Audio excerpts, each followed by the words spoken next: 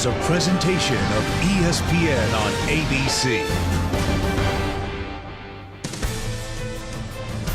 Downtown Detroit, and just there in the center of the river, Belle Isle, a beautiful state park transformed into a rough and rugged race course for the weekend. It's the second half of the Detroit Grand Prix doubleheader presented by Steel. Fans have come out on a day that started with rain, has since become very nice and sunny. Should make for a great race. There's the grid. The drivers and crews all gathered, getting ready to go. Some drivers needing to recover from a rough first half of this doubleheader weekend. Others with a key day in their hopes to stay relevant in the championship chase, while others looking for a much-needed win to try and turn their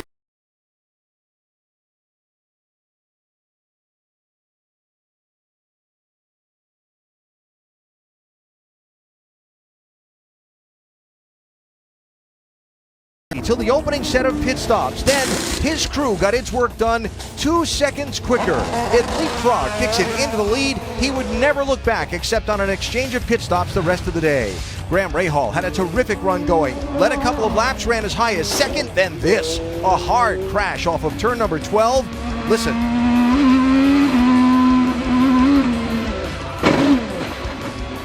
Fortunately, Rahal was able to walk away from that crash okay. His team has prepared the backup car for today. Another big hit. Rookie Santino Ferrucci hit by Charlie Kimball at high speed, turn 7. He buries it into the tire wall. A huge hit. Welcome to IndyCar racing, but fortunately Ferrucci able to climb from the car, and he was okay. In the end, it was Scott Dixon scoring his 42nd career Verizon IndyCar Series win, tying him for third all-time with Michael Andretti. Dixon spraying the champagne as the winner on Saturday. Then qualifying this morning, just before 11 o'clock Eastern Time, in wet conditions. Yes, that front wing on Tony Kanaan's car is askew, a crash on his outlap. Kanaan will start in the last row of the grid. Others who had difficulty in the wet qualifying session included Ryan Hunter-Reay. First to trip into the turn 3 runoff, then this spin in turn number 8. His fastest lap in qualifying was docked from him for bringing out the local yellow. Hunter-Reay will start in 10th position. Joseph Newgarden, last year's champion, in turn 11.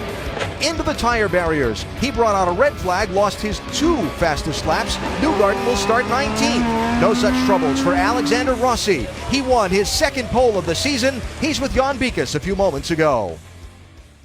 And Alan, this comes at a perfect time for Alexander Rossi because, Alexander, you said yesterday the one thing you were lacking was clean air. Now you have that clean air. What's the game plan? Just get a good start and really try and open up the gap as much as possible. I think I know everyone's starting on reds around me, so it'll be a kind of a similar situation to yesterday. Who can make the reds last the longest? Hopefully we'll be in a position to be able to do that again and just have clean air the whole race and be able to control it. Now, what can you learn from your teammate Marco Andretti? Because he had a similar situation. He led the whole first stint, but then was leapfrogged by Scott Dixon. Knowing that now, what can you do differently? Try and open up a bigger gap. I mean, I think Marco and really all of us were concerned about how long the tires were going to last. So in hindsight, I think you would have pushed harder because the Firestone Reds held on for quite a while. But you don't know that then, so hindsight's a beautiful thing that rarely we get to apply, but today we do. Well, you talk about hindsight being a beautiful thing. Remember, he has qualified on the pole on 2 other occasions, Watkins Glen and Long Beach. On both of those occasions, he won. Rick? Well, and speaking of winners, Scott Dixon was the winner here yesterday, and that's an impressive achievement here at Detroit. But more importantly, it was your 42nd career victory, tying you with Michael Andretti, only behind Mario and AJ. Now, drivers always say we don't think about the numbers, but that has to weigh heavily on you and make you think about that.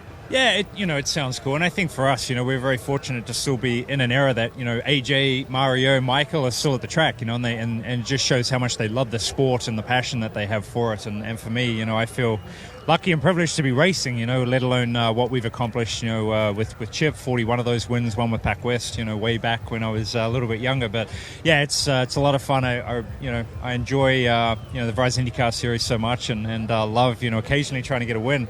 They're pretty hard to get these days, man. The competition is tough, but, we'll try and go for number 43 today. All right, let's talk about number 43. It's hard to do back-to-back here. What's your strategy? 2, 3, what's the plan? Yeah, I don't know. Let's see how it plays out. I think that the 2 should be a little bit easier, you know, on the reds today, at least in the first stint, but that can change quickly. You know, we were a little bummed we were on a big lap in qualifying and Newgarden stuffed it on the wall there and caused the red. Otherwise, I think we would have been starting on the pole. But congrats to Rossi. It's been a big weekend for Honda, and hopefully we can capture another podium lockout, at least for Honda here in Detroit. Or possibly that 43rd victory. Thanks. Rick, thanks, and hello from the Motor City. Alan Bestwick, Eddie Cheever, Scott Goodyear. So 2 unique things about this race weekend. It is the most physically demanding track on the drivers, and they have to do it not once but twice. How they handle it today? You know, a very bumpy racetrack as you talk about. You think about the bumps on a street circuit, the manhole covers, concrete patches. We feel that. As drivers, and I'm not sure about you, when we were here, I used to take Advil before I got in the car because this place is just so rough. So when you think about it, you're coming along these city streets, watch the cars move around here. Bumps, drivers are bumping into each other. Watch this car here on the left-hand side. Robert Wickens up and down on the bumps. Watch the inside wheel here in some of these Penske cars, and you'll see the wheels coming off the ground here on Will Power's car, Eddie. These guys are great athletes, so I don't think physically it's going to be that difficult for them. They'll all manage to do it. The tough thing is mental toughness. If you let up your focus for just one little bit, you're going to go into the wall. And no room for error on this tight street course here in Detroit. Huge day with championship implications for some. After Indianapolis and after the outcome of yesterday's race here, some like, for example, Joseph Newgarden, who before the Indy 500 was the championship leader, now finds himself down in 4th position. Big day. I think they are in complete damage control right now. They had an amazing Indy 500 Power 1, but here they're struggling. Honda is really quick, so they're going to have to scratch and fight and do everything they possibly can to get all the points they must have going into that tough summer stretch. But when you talk about here, this is Roger Penske's event. This is his home city. He ran the Super Bowl here. All his customers and clients are here. Penske Corporation is located here. Drivers will feel the pressure to win for Roger Penske. I think Chevy's not as strong here at this racetrack as the Honda cars are. Chevy certainly had an advantage at Indianapolis. I'm not so sure it has it here. Now let's find out what some of the Chevy drivers are thinking. We go back to Rick. Well, standing by with the Chevy drivers, and Will Power, I remember yesterday, right before the race, Bobby Rahal came up and said, "Welcome to the club." Well, you had a race since then. Do you still feel like you're special in that club? Yeah. Well, definitely yesterday was pretty tough. It's as hard as I've ever fought for 7th place. Obviously, the Honda Power Curve's really suited to this track, but qualifying 3rd gives us a better shot at a podium. I think that's kind of realistic, but you never know how yellows fall and all that sort of thing. So if we got a win, that would be just fantastic for Roger. And he's starting close to the front, which helped. All right, Joseph Newgarden, coming into this weekend, you were the points leader. You lost that edge yesterday. What's the goal today? Just a win, or is it points? I think it's probably damage limitation at this point, but it's a street circuit, so anything can happen. We're starting 19th, so it's not ideal, but we're going to try and mix the strategy up, see if we can get lucky with a yellow. I think you have to hope for that on a day like today, but we're trying to use our car speed. Hitachi car's been good. We're looking for that last little bit, like Will said. Him and me, we were fighting for 7th, 8th place yesterday, and we were working our butts off. So we got to find a little bit more speed, but we feel good about what we've got today. And like I said, it's a street course. Anything can happen on these type of days. All right, the Chevy boys are ready to go to work. Rick, thanks. We begin finding out what actually will happen and get the command to start engines when we come back to Detroit. The Detroit Grand Prix, presented by Steel on ABC. Steel, are you ready for steel?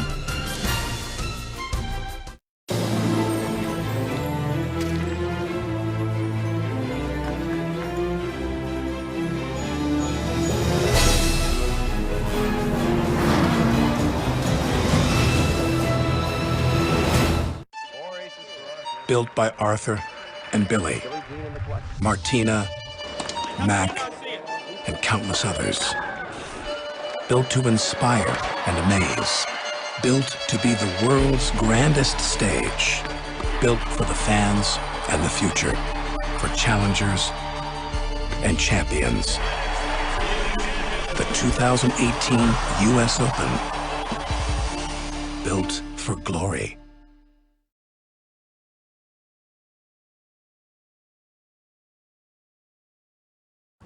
Liberty Mutual saved us almost $800 when we switched our auto and home insurance. Liberty did what? Yeah, they saved us a ton, which gave us a little wiggle room in our budget.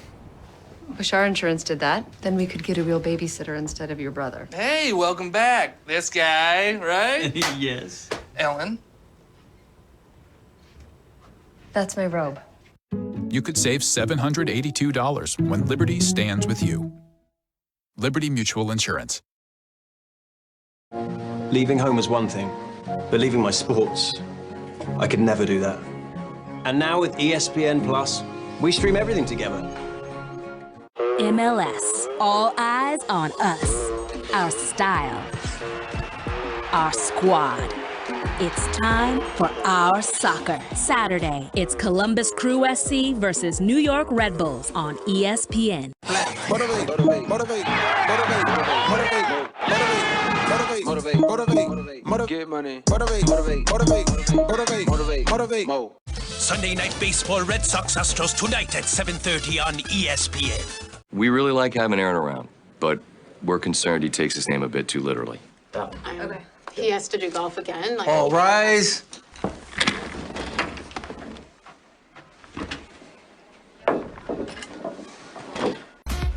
Ready for the Detroit Grand Prix, presented by Steel. Second end of the weekend doubleheader. Day that started out very rainy has suddenly become sunny and warm, and should be interesting for the drivers and teams to deal with as they navigate this 14-turn street course for some 70 laps. Let's give you a look at the course facing the drivers today. Our track map is brought to you by Mother's Polish and features James Hitchcliffe. And here we are for a lap of Belle Isle, the duels in Detroit. Here, across the start-finish line, bumping front straight into one of the fastest complexes you'll ever see on the street circuit.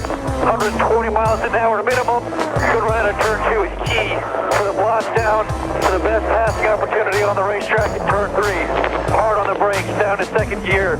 Transition onto concrete, which we're going to see for a lot of the lap here. Turn 4 here, tricky right combination. That leads onto the back straight. Turn 5, very bumpy on entry. Turn 6, uphill a little bit. Up a gear. Very important to get the good run out of turn 6. Use every inch of racetrack. Very bumpy back straightaway. They call it a straightaway, but as you can see, there's a lot of turning involved here. Difficult braking setup for turn 7. Opens up a little bit here on entry. Another good passing opportunity in the race. Here, the most technical section of the racetrack. Turn 9, full gear. Long turn 10. Balancing the throttle. Then hard on the brakes. Step back in line. For turn 11, 55 miles an hour. First gear. Good run out of here. Back down for the last section. 2 corners just under 90 degrees. Progressively faster on the throttle. And again, great lap here at Belle Isle.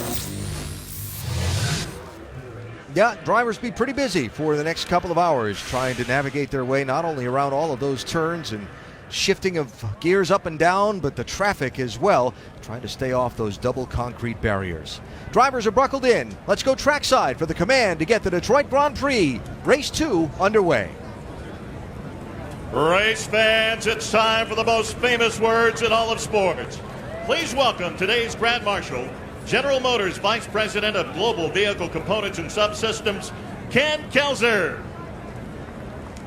Drivers, start your engines.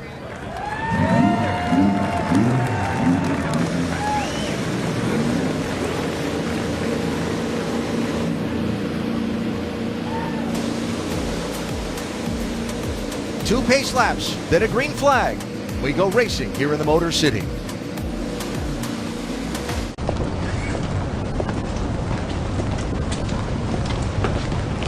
Hey, Draymond.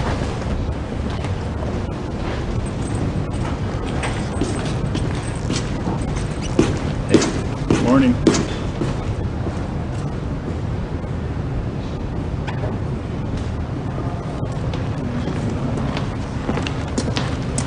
Hey, what's up?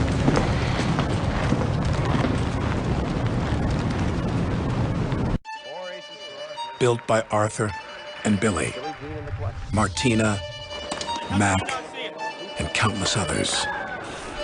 Built to inspire and amaze. Built to be the world's grandest stage. Built for the fans and the future. For challengers and champions. The 2018 U.S. Open. Built for glory. Studied. Tested. Proven. For the world's best athletes, nothing beats Gatorade. Motivate, motivate, motivate, motivate, motivate, motivate, motivate, motivate, get money, motivate, motivate, motivate, motivate, motivate, motivate, mo. Your eyes want to deceive you. Fill in the blanks with the limited information you already possess. You don't know what you're looking at. Craftsmanship is about understanding, truly knowing something, every facet inside and out, to reveal simple truths that unlock everything. Welcome to detail.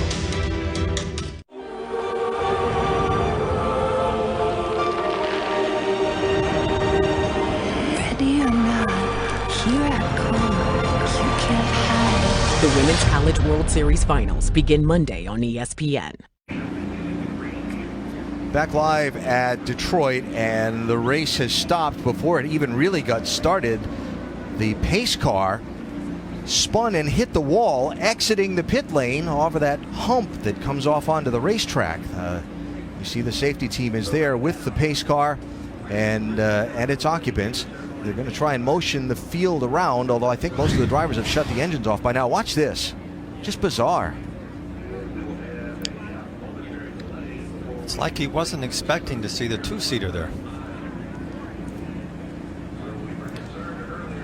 And that is one of the fastest sections of the racetrack for a race car at speed. Just accelerating and hit something, or?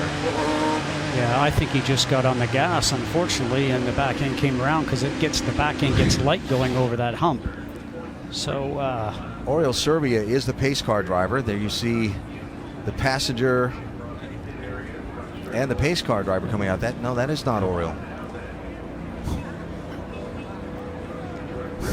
That's Mark Royce of General Motors.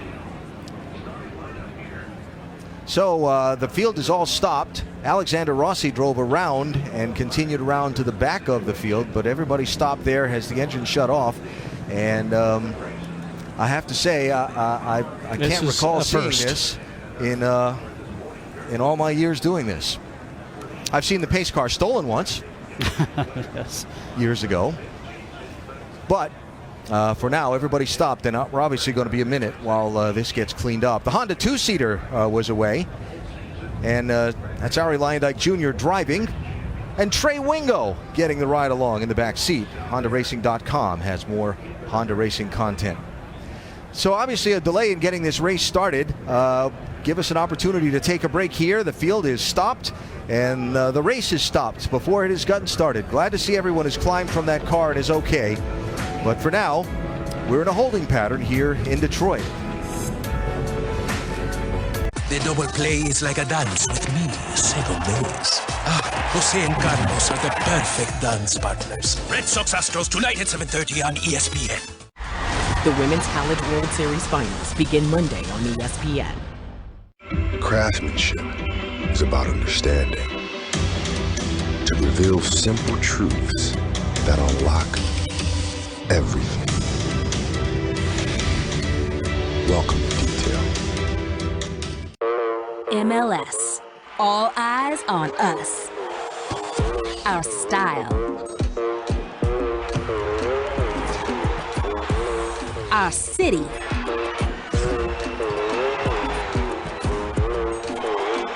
Our squad. It's time for our soccer. Saturday, it's Columbus Crew SC versus New York Red Bulls at 5 Eastern on ESPN. Built by Arthur and Billy, Martina, Mac, and countless others. Built to inspire and amaze. Built to be the world's grandest stage. Built for the fans and the future. For challengers and champions. The 2018 U.S. Open. Built for glory. Your eyes want to deceive you. Fill in the blanks with the limited information you already possess. You don't know what you're looking at. Craftsmanship is about understanding, truly knowing something, every facet inside and out, to reveal simple truths that unlock everything. Welcome to detail. Motivate, motivate, motivate, motivate, motivate, motivate, motivate, motivate, get money, motivate, motivate, motivate, motivate, motivate, motivate, mo. There is the live scene. The raceway at Belle Isle, Detroit Grand Prix presented by Steele, stopped before it got started. The cars just leaving the pit lane when guest pace car driver lost control over a very difficult hump at a very fast spot on the racetrack and hit the wall. They are both out and okay, the occupants of the pace car. But again, the field all shutting their engines off, not driving through the accident scene, except for Alexander Rossi, who avoided it and has come back around to the pit lane. They're going to reposition all the cars, bring them back around to the pit lane. They brought remote starters out to the scene. Of course, these cars, if you're new to IndyCar racing, with no onboard starters, so the safety trucks are all equipped with them, the AMR safety team. They'll fire those cars up, make them drive around to the pit lane and reform, and then we'll start the whole process over again. I can only imagine the drivers sitting there behind the wheel just getting these bits and pieces of information from their race teams and going, oh, goodness. And thankfully everybody's okay. Strategy, we touched on it a little bit in some of the interviews before the green, will be a massive part of this race. Jan Beekes has more to let us know what we might see. It will, Alan, and of course yesterday we had the example. You heard Alexander Rossi say, well, hindsight is a great thing because now they know what works or doesn't work in this race. And yesterday it was evenly split. Out of the 21 finishers, 10 did 3 stops, 11 did 2. So traditionally, the leader is the one that's going to be that 2-stop strategy on the left-hand side, going longer, stopping later. That's what Scott Dixon used. But the second-place finisher, Ryan Hunter-Reay, did the 3-stop strategy, came in early, got rid of those red sidewall Firestones because they don't last quite as long. It takes you kind of out of the mix. You have to hope you have some clear running. That worked for Ryan Hunter-Reay. Again, evenly split between the field. But I think what they've learned, if you want to win, it's a 2-stopper. If you're gambling, it's 3. Rick? Oh, we're here with Piers Phillips, who is the strategist for Robert Wickens. All right, Jan Beekes, we're just talking about the debate between do you do 2 stops, do you do 3 if you're a gambler. What did you learn yesterday? And, without telling us too much, what's your plan? I'm not going to tell you anything. I think you looked at it yesterday, 2 stops won the race. Obviously, there's a lot of guys struggled with 3 tyres, etc. And, that obviously makes a big difference. So we'll just got to see how it plays out, to be honest. Try and get a clean start, stay out of trouble, get our heads down and see where the car is after a few laps. All right, now Robert is starting next to the guy, Alexander Rossi. They had a minor incident with at the very first race. Has there been any discussion about the fact that those two are starting next to each other going into this first turn? Both of them are hard chargers. They get on really well. They're good friends out the car as well. So they just need to be clean, look after each other, be there at the end. All right, Piers Phillips is the strategist for Robert Wickens, a rookie who's starting up front. Alan? All right, Rick, thanks. You saw the backup pace car being brought out with the regular pace car driver, Oriol Servia, behind the wheel. So again, each of these cars that are stopped on the racetrack will be refired, driven around to the pit lane, and the grid reformed, and then we'll start the process again with the 2 pace laps and the green flag. So a halt to the proceedings shy of the green flag. And you've not missed a thing in the Detroit Grand Prix. Well, actually, you might have missed a lot if you just joined us. Back after this from your ABC station. It is.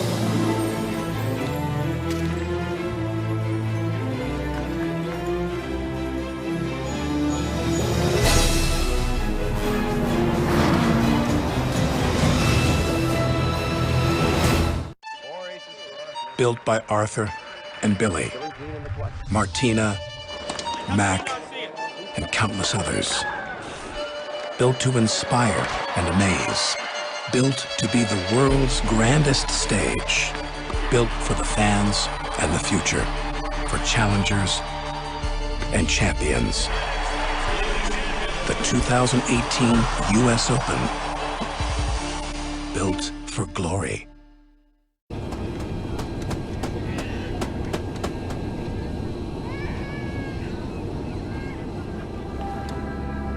Fly me to the moon and let me play.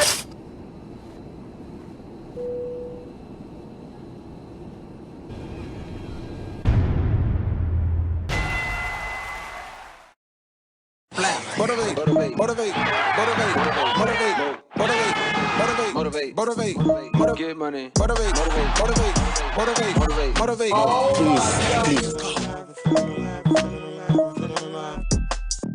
The double play is like a dance with me, seven days. Jose and Carlos are the perfect dance partners. Red Sox Astros tonight at 7:30 on ESPN. Leaving home is one thing, but leaving my sports, I could never do that. And now with ESPN Plus, we stream everything together. It's time for Our Soccer, Saturday on ESPN. The Women's College World Series Finals begin Monday on ESPN.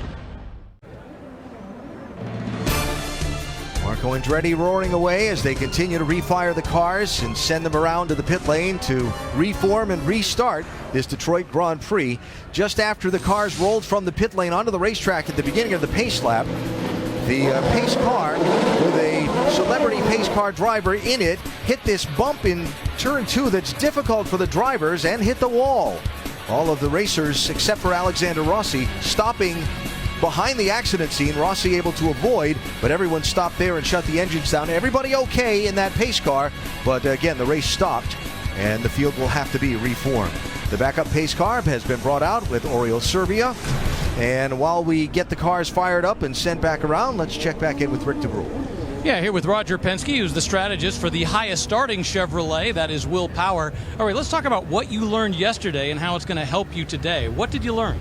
Well, we learned the Hondas have some real good torque around the track, but I think qualifying today, Will's up in number 3 and Pagano in 8th. I think we've got a good chance. It's going to be, do you make 2 stops? Do you make 3? And again, it depends on yellows. I see we got one right at the beginning of the race here, so you never know what's going to happen. I've got the governor here with me from the state of Michigan, who's going to be my strategist today. It's always important to bring in somebody a little bit higher up. Now, I have to ask, you've been to just a few more races than I have. Have you ever seen the pace car wreck on the lead lap? Well, the governor asked me that a little bit ago, and I said, we've seen, I think the leader at Indianapolis spin on the pace lap. I think one of our guys, Kogan, spun on coming down the front straightaway. So, this isn't quite as bad as spinning when you got your race car up in front, but it's too bad. But again, come to the races, you'll see anything. Indeed we have. All right. Thanks a lot, Roger Penske. Jan? And watching carefully the replays was, of course, here the Alexander Rossi pit and Rob Edwards, because you're the only car that actually went through potentially some debris. Have you been able to look at the car and see if you're okay? We haven't been able to yet. IndyCar want to get all the cars back to pit lane before they'll let us check the tires and so on. It's obviously our biggest concern, right? Everyone else was far enough back that they could stop and not drive through. Alex thinks he avoided most of it, but obviously we won't know until we have the opportunity to check the car. I assume that if there was a cut tire or something that you could demonstrate to IndyCar, they would allow you to change that. I would hope the same thing. I'm hoping we don't have a cut tire. That's the best option. For looking for the race itself, strategy-wise, have you predetermined what you're going to do, or you want to see how it shakes out after green? We have a reasonable idea based on obviously what happened yesterday and based on historically what's happened. But every race is a little different when the yellows fall, what difference cars pace is on the reds or the blacks. So we have a plan A, but we maybe have plan B and plan C if needed. All right, thank you, Rob. And of course, these kind of races, anything can happen, as we just saw. Yeah, they sure can, and we have just seen a very unusual occurrence for sure. So Alexander Rossi drove back around to the pit lane. That's why instead of pulling cars backwards onto the pit lane, they fired everyone else up and sent them around the racetrack because Rossi used some fuel. So others, in driving back around to the pit lane, these strategists always thinking, right? We just heard from Pierce Phillips, the Wickens strategist. Well, listen to Hinch as he's coming back around to the pit lane.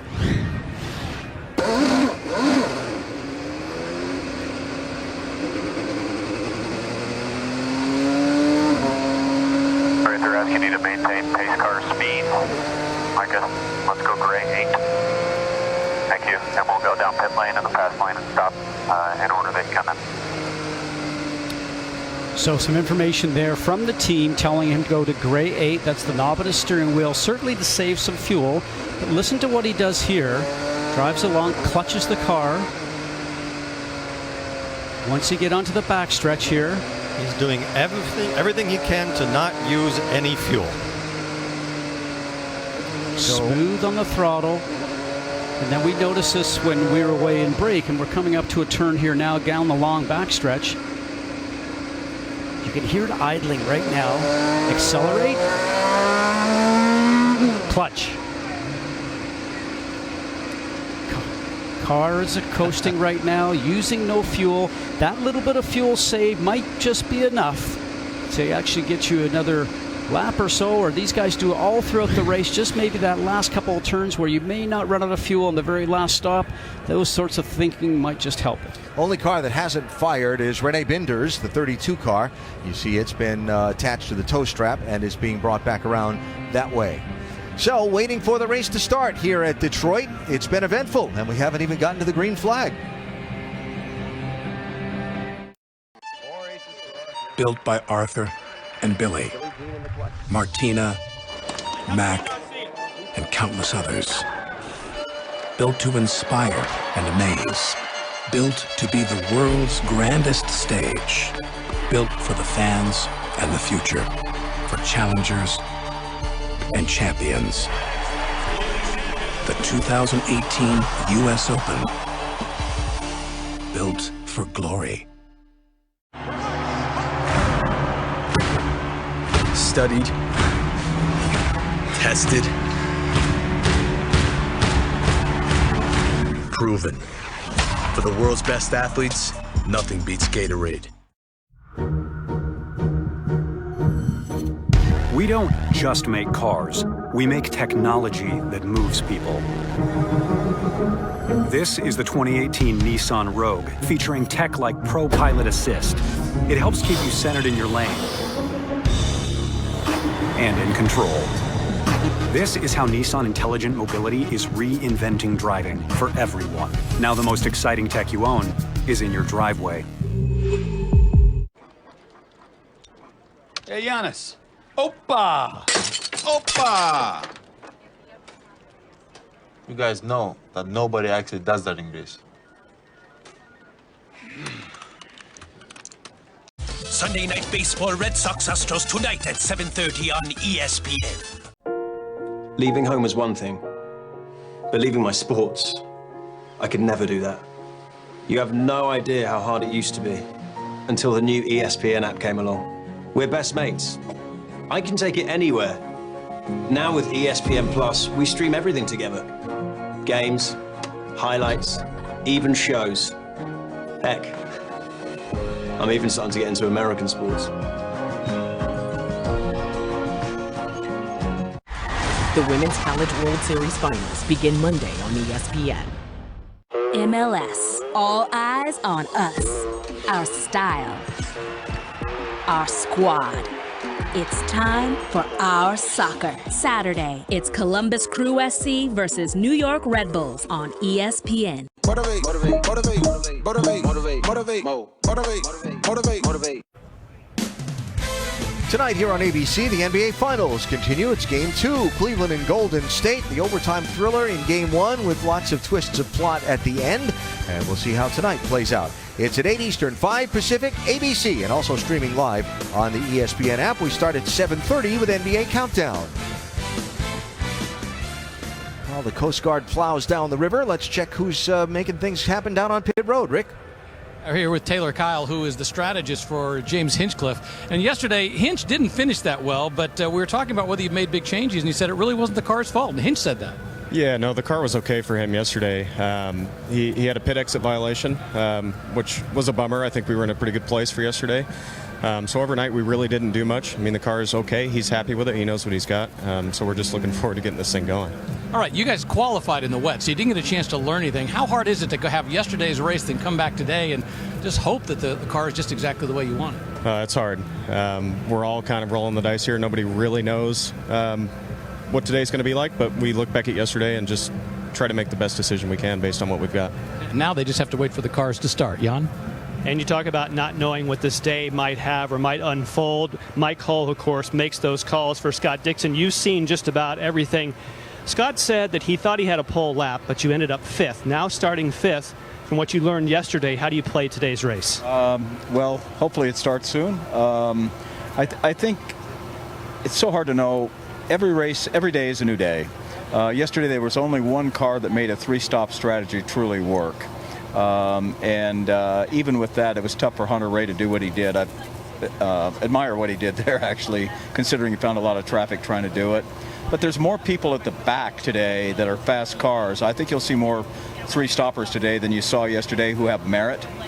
So we're going to really have to watch that. The whole idea is to get out front and run clean laps and try to maintain that 22-second gap that you need when you do your stop, so you can still come out in front of those people. So we're going to try to do that. Unless we get really wedged early in the race, we'll probably stick to that, and hopefully it's 2 stops for us today. All right, and they won the race yesterday, exercising some of that patience. Rick? Well, here with Ed Carpenter, who this week is not racing because it's a road course, and he hands the car over to Jordan King. But, you know, just last week, this guy was finishing 2nd at Indy. Have you thought a lot about that race in terms of could you have done something differently? Is it a great finish? What's going through your mind after that finish? I mean, you know, your first emotion that it's a little disappointing to be that close to winning the Indy 500, but you know, that's where I really started to feel better. Is the team did a great job. The whole Fuzzy's Vodka crew, you know, they executed. We had great pit stops, and there really wasn't much that I could have done different or that we could have done differently. So, you know, I think as a group, you know, we should be proud of the whole month of May that we had and thankful, and you know that we put in a performance that I think some years would have been capable of winning the 500, and we'll come back again next year and try to do it again. All right, how hard is it to be in a race where you're finishing 2nd at the peak of your game, and then the following week sitting on the strategy stand? I mean, it's different, but I've been in this role since 2014, so it's kind of the cadence and rhythm that I'm used to, but definitely looking forward to Saturday night at Texas Motor Speedway and getting back in and trying to get a little redemption and go take it to Will and the rest of Team Penske and everyone else for that matter. All right, Ed Carpenter once again strategist this week, 2nd place last week. Alan? All right, Rick, thanks. So all the cars have been brought back to pit road. They've been repositioned in their roll-off order, and now the crews were just given the okay to go out and examine the tires. You see everybody looking, making sure they didn't pick up a puncture, running through some of the debris. We should get the command to start engines again shortly.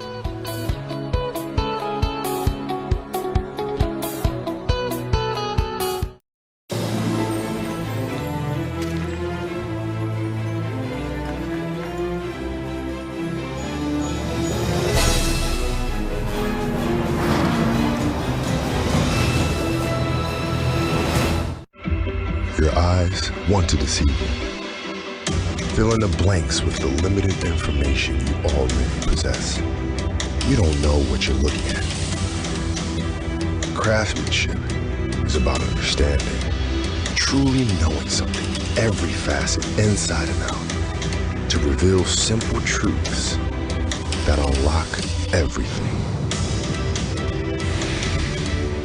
Welcome to detail. Built by Arthur and Billy, Martina, Mac, and countless others. Built to inspire and amaze. Built to be the world's grandest stage. Built for the fans and the future. For challengers and champions.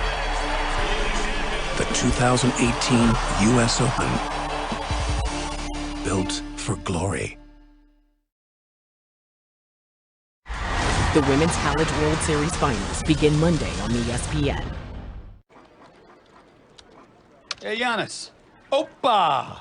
Opa! You guys know that nobody actually does that in Greece. Craftsmanship is about understanding, to reveal simple truths that unlock everything.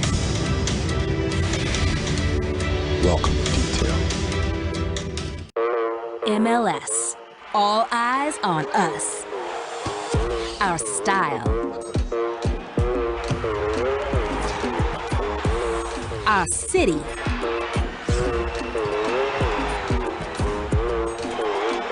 our squad. It's time for our soccer. Saturday, it's Columbus Crew SC versus New York Red Bulls at 5 Eastern on ESPN. Crews scurrying about at the Detroit Grand Prix presented by Steel, yet to get going for this second half of the two-day doubleheader. As the field exited the pit lane for the beginning of the first pace lap, the pace car, driven by a celebrity pace car driver, hit a very difficult hump in turn 2, and the car got away and hit the wall, scattering debris on the racetrack in front of the field. Fortunately, both the occupants of that pace car were okay and did climb from the machine, but that's where the field stopped, and we've been sitting ever since waiting for the green flag in this one. Crews continuing to examine their cars, and IndyCar officials beginning to reorganize the restart. Let's check with Jan. And they are getting direction from IndyCar. Rico Nault on the radio with Graham Rahal. There's been communications. They're allowing you to check the tires carefully because of debris. And what's your situation? Well, we're looking okay. The United Reynolds Honda's in good shape. We expect to go back out here in a few minutes. The tires look good. Just looking forward to starting this race. Now, unfortunately, you were here till 1 o'clock in the morning, the entire team. You had to switch to the backup car after that big crash yesterday. You feel like with this backup car, you have it where you want it? Yeah, actually, we went out and qualified it. You know, we didn't quite get up to the pole like we wanted, but the car's strong. He feels comfortable in it. The should be a good race for us today. I'm pretty confident. The guys did a great job working all night, like you said. The United Reynolds crew is just, they're phenomenal. They've been working their tails off, but they're making it happen. And that's definitely tough duty after the month of May Indy 500. Rick? Well, Jan, the crews have been out there looking at the cars very carefully. There you see Robert Wickens' car that just a moment ago they were taking the rear tire and they were rolling it, and they actually have a spray bottle with some liquid in it, and they were spraying it on one of the rear tires. And the concern was, is there any air coming out of that? Was it causing it to bubble up? You can see a little residual of the liquid on the tire right there. And the good news is that while they thought they saw something, as a result of spraying that liquid, they're not seeing any air coming out of it. They finally seemed satisfied, stopped doing it, and walked away. But that's one of the concerns.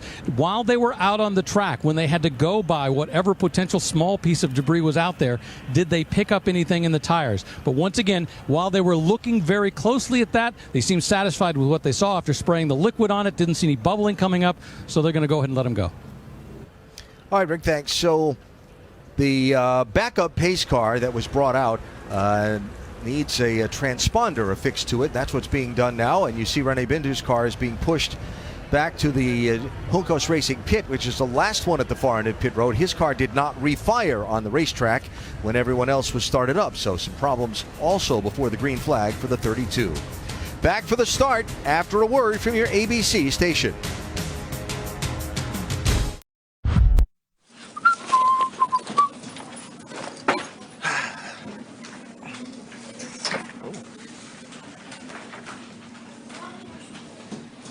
Scott? Did you possibly switch chairs with me? No, not me. Are you sure? Yeah. Good luck finding your chair, LeBron. Okay. Okay.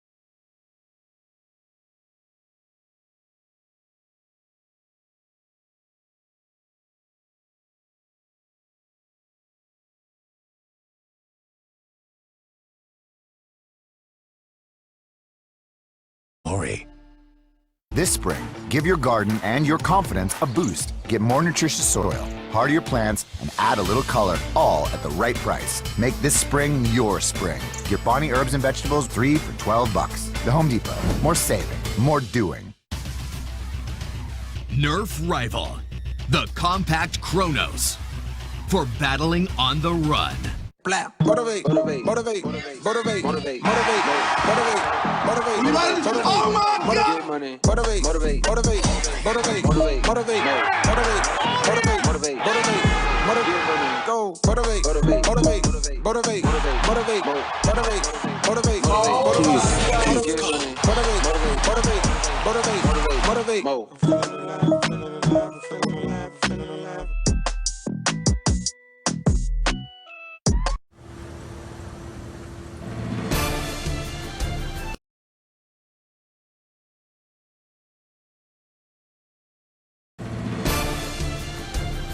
getting ready to attempt to start the Detroit Grand Prix, presented by Steel, a second time here at the raceway at Belle Isle after the pace car accident on the outlap from the initial attempt to start the race. You can only imagine that the social media channels are having a good bit of fun at the moment.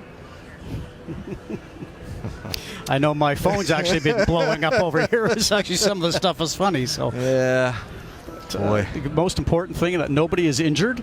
Yes, and, a little embarrassment, no doubt. But and in his defense, I would say that was the most difficult corner on the track. And just a super car, the new Corvette. I think it's capable of 212 miles an hour. I mean, it is an awesome car. How many horsepower? How many horsepower? 700, over 700? So when you put your foot on the gas, you got instant tire spin. Well, Oriol Servia back behind the wheel now, the official pace car driver. They have already started the 3-minute countdown to the refiring of engines. Then we'll get the parade and the pace lap and then the green flag to restart this race. I'm going to check. I thought I just heard a penalty called out. Was that the 32 car for Rene Binder for working on the car under the red flag? So they'll have a 2-lap penalty before the race even starts as they continue to try and figure out why that 32 car wouldn't refire on the racetrack when all the other cars did. So 2 minutes away from the start of this. Rick? Well, let's talk about Robert Wickens. Robert Wickens has had quite a year. In fact, it's a year that any rookie would dream about having. I mean, think about this. He started on the pole for his very first race. He finished second in the next one. And then he's had 3 top 5 finishes. Now, that would be great for any rookie except Robert Wickens. He's 29 years old. He's got a lot more experience. He's been racing in a lot of other series. And today, he's starting on the outside of the front row, but even that's not enough. The other 5 rookies here, they're going to be content with a good finish. Robert Wickens, he only wants one thing, and that's a victory. And he's going to get one before this season is out for Sam Schmidt, the team owner. I have no doubt about that, the way that this guy has performed right from the very opening race of the season in St. Petersburg. And it doesn't have to be in a road race like this. He's been very competitive even on ovals. And that's the thing that amazed me. I mean, you came over from Europe and running Formula One, all road courses and street courses, as he's done in the touring car series over there, and he comes over here and looks very comfortable in oval. And he's done very well when you compare him to his teammate Hinchcliffe, who is no slouch. But Hinchcliffe has had a bad season this year, and he is what Hinchcliffe has not done, he has managed to do on the track. Well, and it's interesting what Rick was saying. And when I spoke to Robert just yesterday, we were talking about, I said to him, how would you feel about Indianapolis? Fellow Canadian, wanted to catch up with him. And he said, I was okay with it, disappointed because he expected more. And then I talked to him about this race here, and he is not happy, as Rick says, unless he's actually going to be up front on the podium every race. He expects that out of himself. All right, down trackside now. They're about to give the signal to the teams to restart the engines. And the signal has just been called out on IndyCar radio, so they'll start them up again.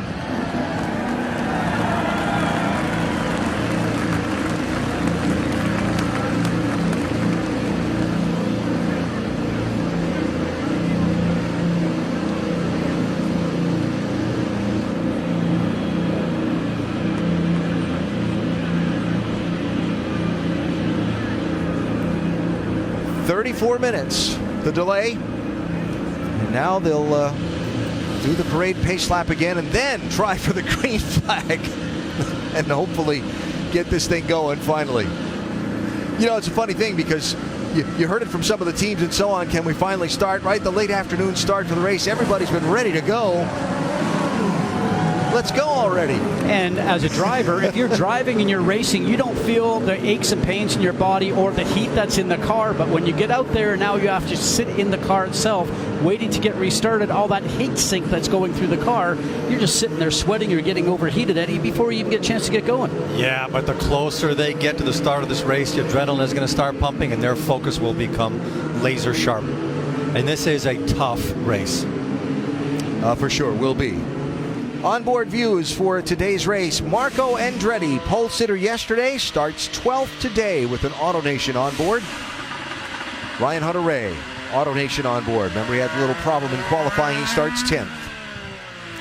Graham Rahal with the United Rentals on board. This is the backup car after the crash in yesterday's race when he was performing so well. And Zach Beach with his best qualifying spot yet in the Verizon IndyCar Series. He's got the relay on board.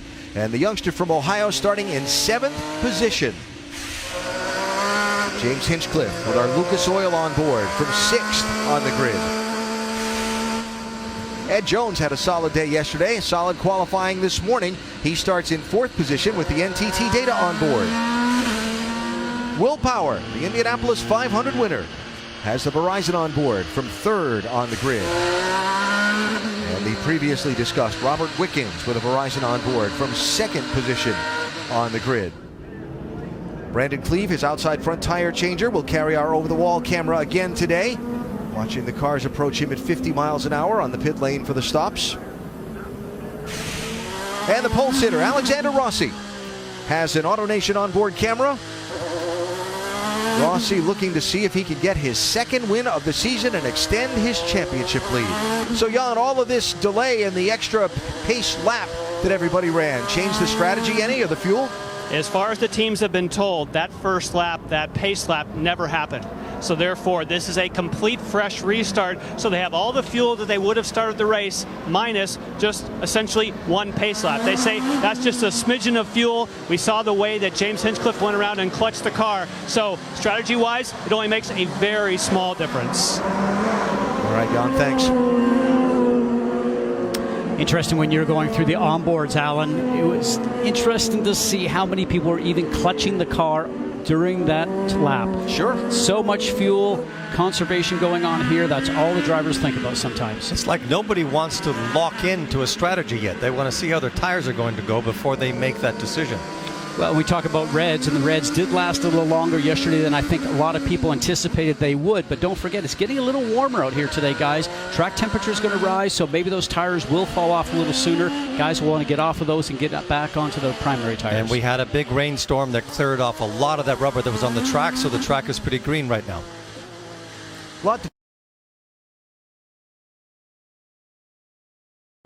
The green flag. Will gather the field up behind the pace car. Alexander Rossi, Robert Wickens will have the front row. We'll get to go green flag racing after a 34-minute delay.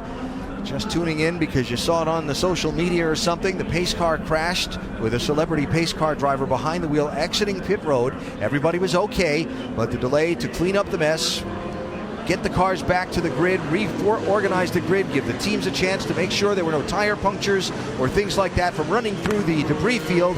And now we're going to finally get this race started with a 2nd attempt. Hopefully a clean start, and we can get racing for good. We'll see who did their homework best. And you see everybody warming their tires up because they want to get as much temperature in as possible as they're weaving back and forth. They want to get a good start, yes, but a run through turns 1 and 2 to get that run going down to 3. Because as you always say, Eddie, at the start and at restarts, it's the best time to pass people because they're all packed up together. But you sure can make mistakes very quickly here. Here they come, round 8 of the Verizon IndyCar Series, set to go, the Detroit Grand Prix. It's Rossi and Wickens on the front row coming to the green flag.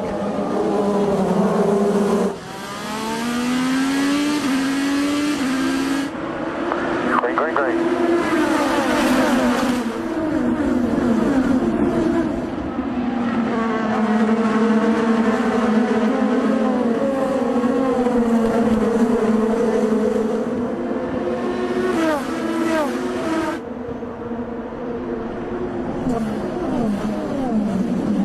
And Jones with a defensive line. Will Power still got inside of him. Forced Hinchcliffe out wide in 3.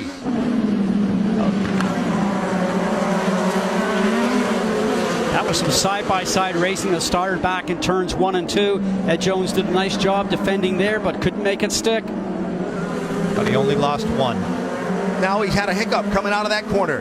Had a hiccup. There goes Dixon by him. There goes Hinchcliffe by. Ed Jones losing 3 spots, and Spencer Pigot has spun, and his car has stalled. That is at the exit of turn 5. And a full course yellow for where that car sits on the course. Eddie, I think everybody's a little antsy from sitting in the cars getting ready to go. There's a lot of hip checking going on. That 34 minutes has made a difference. So Spencer Pigot with a turnaround here off of turn number 5. Yeah, now we didn't see enough early in that photo whether or not he actually got tagged from behind, but the car was going around. Sebastian Bourdais, flat left rear. And lucky for him, it's under a yellow right now, so he can get into pit lane and get that repaired. If it was still under green, that would be more costly. Well, we know he'll be going to a 3-stop strategy. That's the first car to commit to that. Don't worry about the fuel right now. We're going to have to come back in. Don't worry about the fuel right now.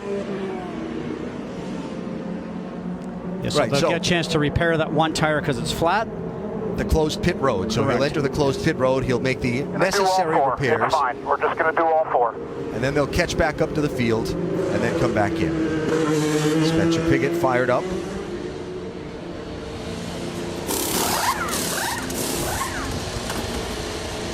Yeah, Sebastian Bourdais, the left rear was the problem. They're concerned about the nose as well, but the thought is that they're going to go ahead and change the 4 tires, and they were potentially going to come in on the next lap and change the wing. But now, as they're looking at it, they're not quite sure. So we'll get a final word in a moment, but right now it doesn't look like they're going to be changing that front wing.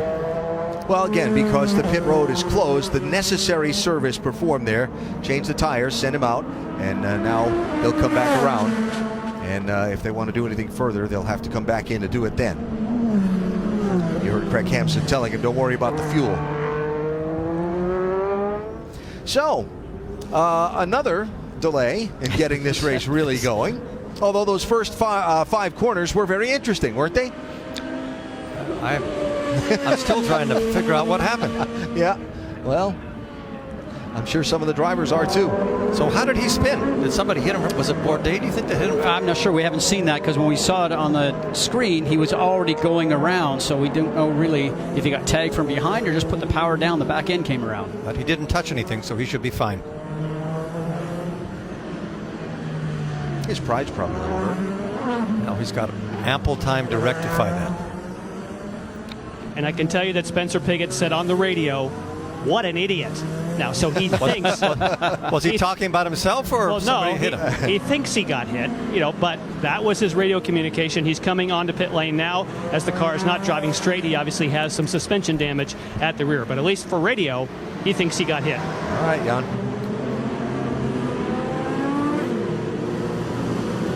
Ferrucci in, Kimball, and others. You'll see it in side by side.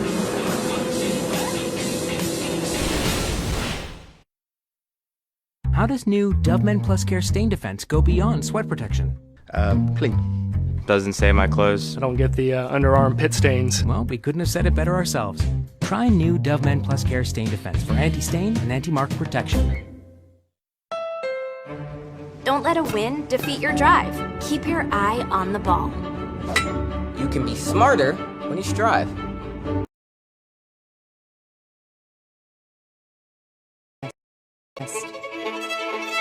Because better is a never-ending quest. The new Accord Touring. Now with a powerful turbocharged engine. It's our most impressive Honda ever. And now, North American Car of the Year for 2018. I weigh every decision against one thought. What's best for this family? From my great-great-grandfather to my children, the only goal is survive another season.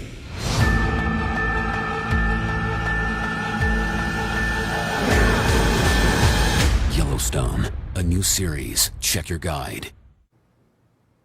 You thought the beef and cheddar couldn't get any more delicious. And then Arby's added bacon to it.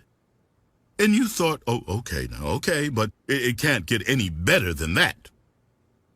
And then Arby's made them 2 for $6. And then you thought, okay, but no, it can't get any better than that. And you were right. Arby's, we have the meat.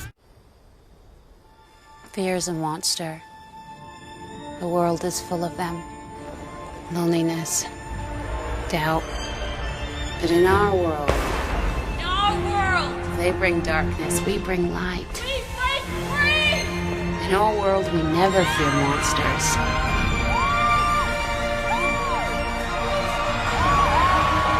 Here we play.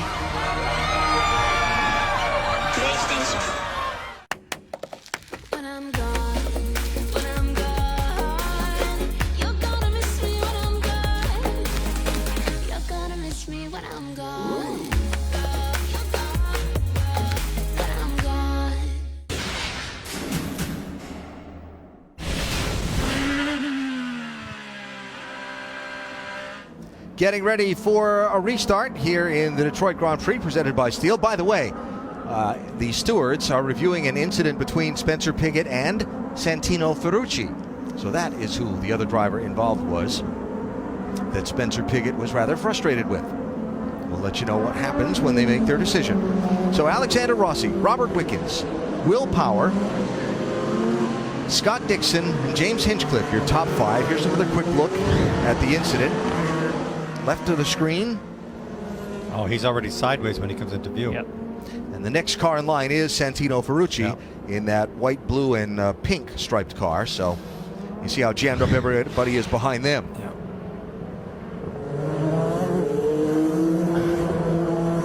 All right, Spencer Pigot still on pit road. Jan reports he had a suspension part that'll have to be replaced. Bent in that contact. And Alexander Rossi will begin to accelerate. We'll come to a restart and a green flag.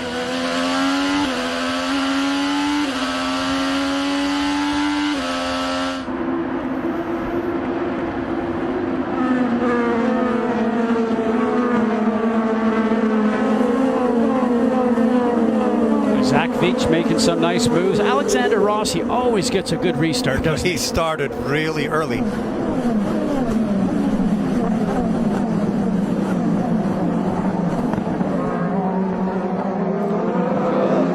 Mateus laced, trying to make some hay. Getting around Jordan King. No action taken by the stewards in that incident between the 21 and the 19. So it becomes what they call a racing incident, but unfortunately the loser on that program is Spencer Pigot. Look at the gap that Rossi has on Wickens. Looking inside, that's Marco Andretti trying to find a way around his younger teammate, Zach Veach.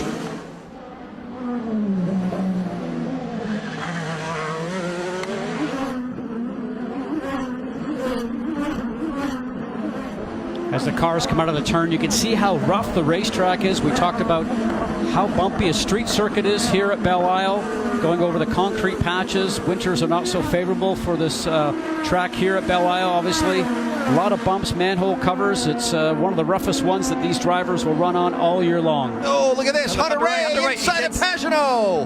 Wow, what a move. He was going to make that He wasn't going, no, was not going to be an option. That was for 10th place. All right, Hunter-Reay, I got places to go. And get out of my way.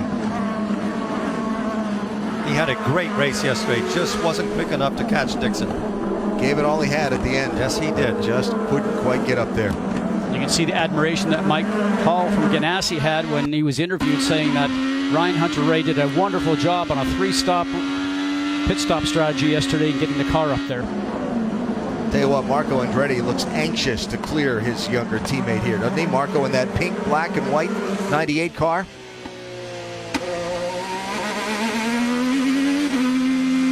Just watch the wheels go up and down here. Shows you how bumpy this circuit is, and the drivers are feeling that sitting in the cockpit. I don't think Marco's state of hurriedness will be lessened any by now seeing Hunter-Reay in his mirrors. Yes. And with these new cars this year, guys, there's about 1,000 pounds less downforce. That's less grip on the road. So when you go through fast sections like we're going through here now, turns 1 and 2, maneuver into 3, but you can't keep close enough to the car in front this year. It's more difficult, drivers are telling me. And it was not just more difficult here. We saw that also in Indianapolis. If you got in dirty air, there were a lot of cars that were spinning all by themselves. So it's put the driver back in control of the car and not the other way around. Which was the object. And it's worked. It's worked completely. It's obviously not as chaotic as it was the first race we had at St. Pete. The drivers are starting to figure out how to make them run. But this is a very hard circuit to get the cars to ride these bumps. Got to run here, Marco Andretti. Is he going to have enough room under braking? On the outside.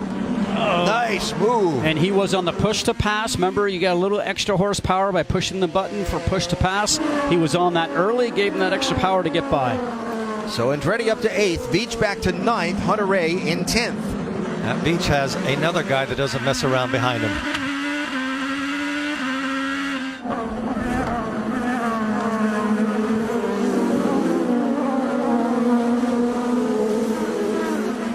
Talking to Zach Veach, he's on a program here with Andretti Autosport for 3 years. He's told me numerous times that he just feels so blessed to be there with a guy like Michael Andretti running the team he can call upon, but also all the data he gets from all his teammates. He said it will teach my learning curve, and I'll probably increase my speed probably quicker than I would do if I was in a single car or a double car team. He's driving the wheels off this. Hunter-Reay is going to have a perfect execution to get by him, because he is not slowing down and giving anybody room that he doesn't have to. And that pass that Andretti did was picture book perfect.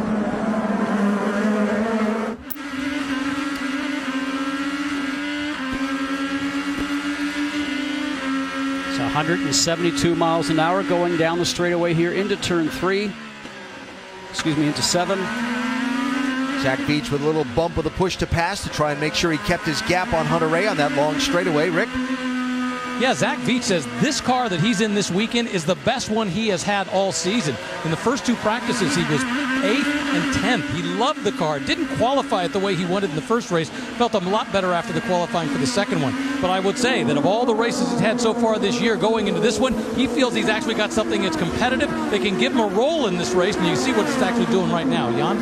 And Ryan Hunter-Reay, who of course is chasing Zach Veach, he's playing a bit of catch-up. As we documented early in the show, he had a couple of spins in qualifying this morning in wet conditions and lost his fastest laps, but now he's got to run. He's got a chance to go after his teammate. On the push to pass down to turn 3. Veach hangs it out there and holds him off. But he was polite, left him room. I don't know if I'd use the word polite, but he did leave him a little bit of room. I remember that driving against you. There was never politeness coming out of you, was there? This is not about politeness. This is about who wants it the most. Couple of things. Rene Binder, after serving the 2-lap penalty for working on the car under the red flag, has rejoined the race. Spencer Pigot, after having the suspension piece changed, has rejoined the race. Binder 2 laps down, Pigot 3 laps down, and in last place at the moment. Hunter-Reay is going to have to get closer than this to Veach, or he's not going to get by him, and the cars that are ahead of them are going to slowly disappear. But as we talked about, it's so tough because you get close and all of a sudden you start to lose grip with the car. The car starts to float on top of the road. You can't keep the speed up. That allows the car ahead of you to just creep away in the turns. And now Hunter-Reay is under pressure from Simon Pagenaud. Look at the line that Simon is taking.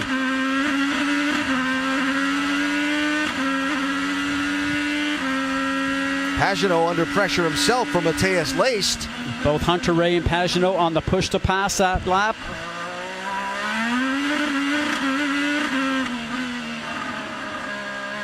I just love to listen to the engines here, and with the paddle shifting the drivers have now, Eddie, it's so cool just to bang through the gearbox all the way through. Those paddle shifters allow you to focus a lot more on just driving and not messing around with the gear lever. Now, Leist was the only driver in the field that started on the primary get-go, but will hold their speed longer. That is the only car in the field that started on the primary tire. So he's trying to do what Graham Rahal tried to do yesterday, make as much hay as he can when the others begin to slide around before making his first pit stop. And for a rookie, I think that's a good choice, because you don't have to be worrying about using up your tires. You can go as hard as you want. It's very difficult to take a softer tire and stretch it out like that. Whereas right now, Leist can just drive it as hard as he wants because the tires will last longer. Hunter-Reay in the pits. Now they're trying to get him out of traffic. He was caught there in line, trying to see if they could get him a clear spot on the racetrack to knock out some fast laps. And this is a strategy they used yesterday. There's already been 2 other cars. That was Tony Kanaan and also Takuma Sato that came in the previous lap. So they're trying to quickly get this done. Rick, 6.1.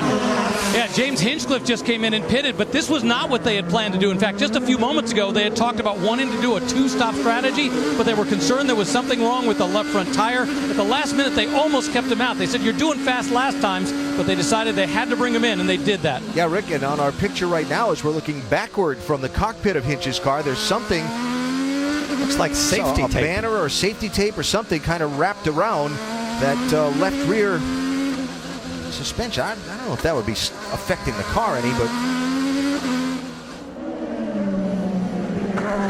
but it's certainly not something that you want to see there.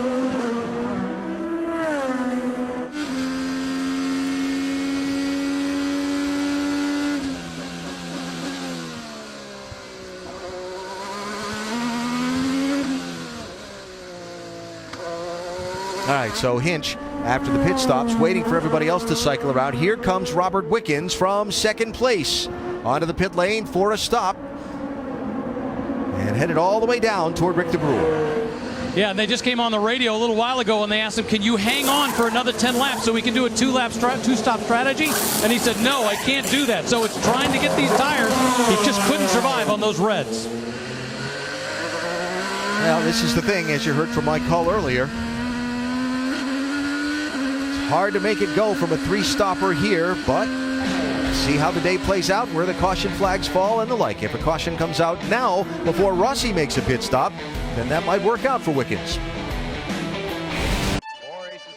Built by Arthur. But see how the day plays out, where the caution flags fall and the like. If a caution comes out now. Built to inspire and amaze. Built to be the world's grandest stage. Built for the fans and the future. For challengers and champions. The 2018 U.S. Open. Built for glory. This spring, give your garden and your confidence a boost. Get more nutritious soil, hardier plants, and add a little color, all at the right price. Make this spring your spring. Get Bonnie herbs and vegetables 3 for $12. The Home Depot. More saving, more doing.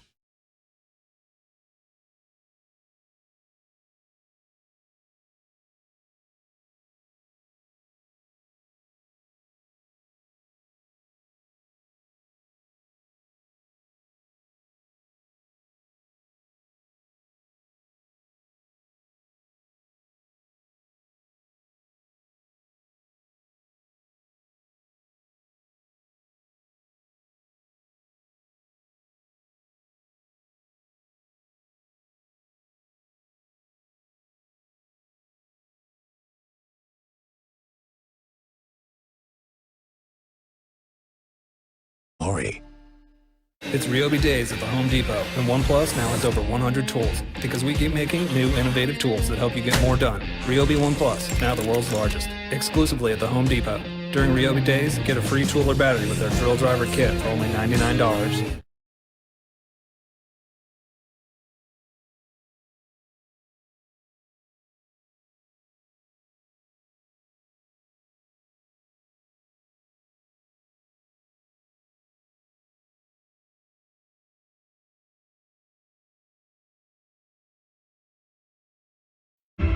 Your eyes want to deceive you. Fill in the blanks with the limited information you already possess. You don't know what you're looking at. Craftsmanship is about understanding, truly knowing something, every facet inside and out, to reveal simple truths that unlock everything. Welcome to Detail.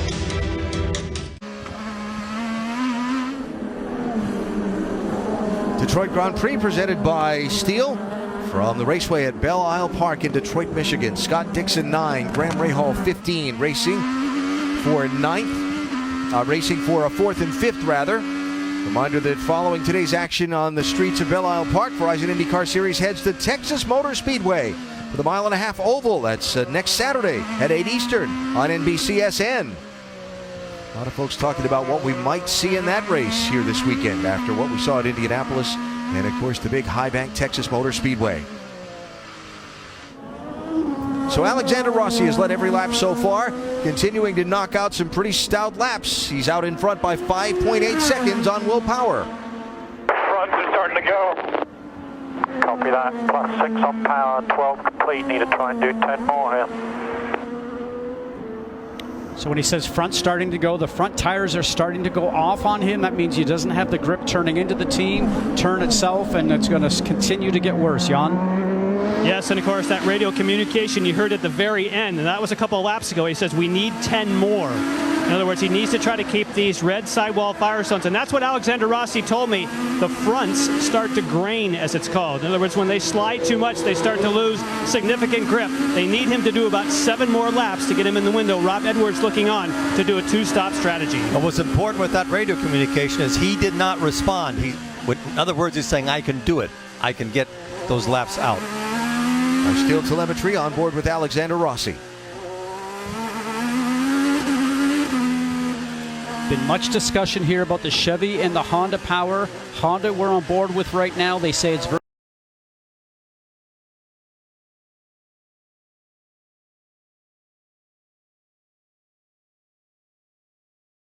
is said to be better on a street circuit, but on the Indy Grand Prix, on the sweeping permanent road course that they had at Indianapolis, the Chevy certainly showed its legs there and certainly did a better job. So he complained about having front tires that are degrading, and yet he's added, no, he's about the same. He's made the same distance with Power, who's following in second place. He's 5.7 seconds ahead of him. There's Ed Jones in third.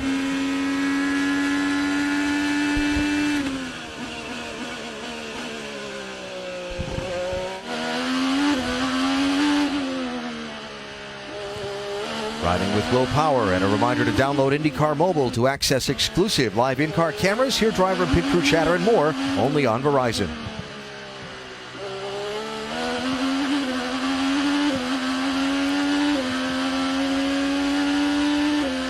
This will be up to 170, 72 miles an hour, this run going into turn 7. Sebastian Bourdais with a look inside on Matheus Leist.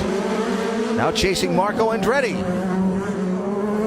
Bourdais picking up track position. Remember, had the flat tire early, came in, got off the reds, got onto the black tires, started at the back of the field as others have peeled off and pitted, and he's passed some cars, chipping his way toward the front, right now showing in 7th. A confident Bourdais is almost impossible to stop when he's trying to pass you. How about Bourdais, Rick? Yeah, let's talk about what a miserable day he had yesterday. He was not happy with the car at all. And I was talking with his engineer, Craig Hampson, as we see him go past right there. I was talking with his engineer, Craig Hampson. I said, how many changes did you make? He says, we blew the car up. We turned it upside down. We shook everything out. And we started all over again. So they've given him essentially a totally different car. Now, the problem was, because the qualifying session was in the wet, they really didn't know if it was going to work. I'd say right now they've got a good clue. The one thing that Scott just pointed out is that Bourdais is the only car that can stick behind a car in 1 and 2, where it's very aerodynamically difficult to do in dirty air. That's why he's getting by everybody so easily. That last pass, he did use a little bit of push to pass. Button on the steering wheel, again, that just gives you a little bit more power. Obviously, you're going to use a little bit more fuel, but he's trying to march his way to the front, as you mentioned. Let's see what he does here.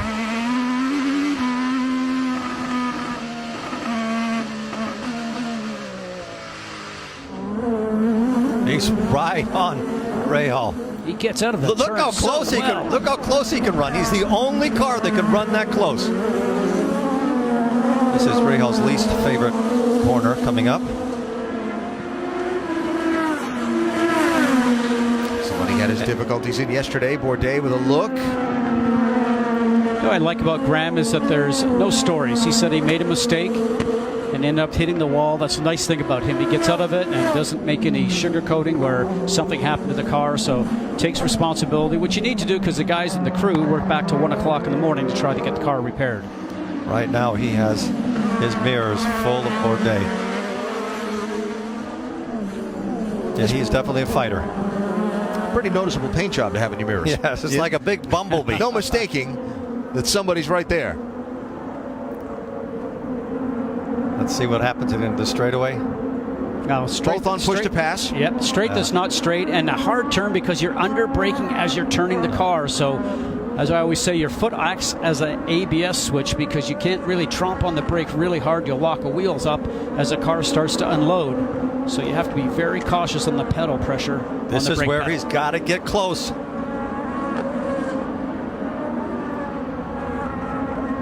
Another really tricky right-hander coming up. He's got to close this gap here. Just 2 turns previous to, though, he turned in a little early. Looks like he caught the curb a little bit on the right-hand side, and Rahal ended up getting a bit of a space there. This is the fastest section, right through here. 115 miles an hour in the entry, 120 as you're making a left-hand turn over the hump, which is where you saw the pace car crash earlier. The car gets airborne. You have to time it correctly. See Dixon under braking there. Kind of shimmying back and forth, the car, like a four-wheel slide for a minute. Yeah, it tells you your tires are on their way out and not enough grip. So 4th place, 5th place, and 6th place. Dixon, orange and blue 9. Rahal, red, white, and blue 15. Bourdais, the Bumblebee 18. Is that what you called it? Bumblebee? I'm not taking responsibility for that line. That's all you. Look how close they're running. I do like the liveries this year. I mean, like you mentioned, the number 9, the PNC Bank machine for Dixon, certainly stands out. He's lining him up again. Meantime, they're starting to stack up behind them, too.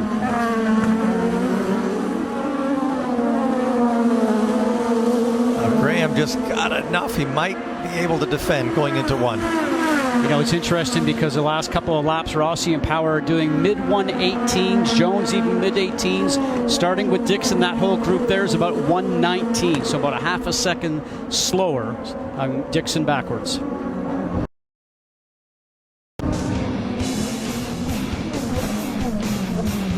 Leader Alexander Rossi yet to make his first pit stop. Back after this message and a word from your ABC station. This is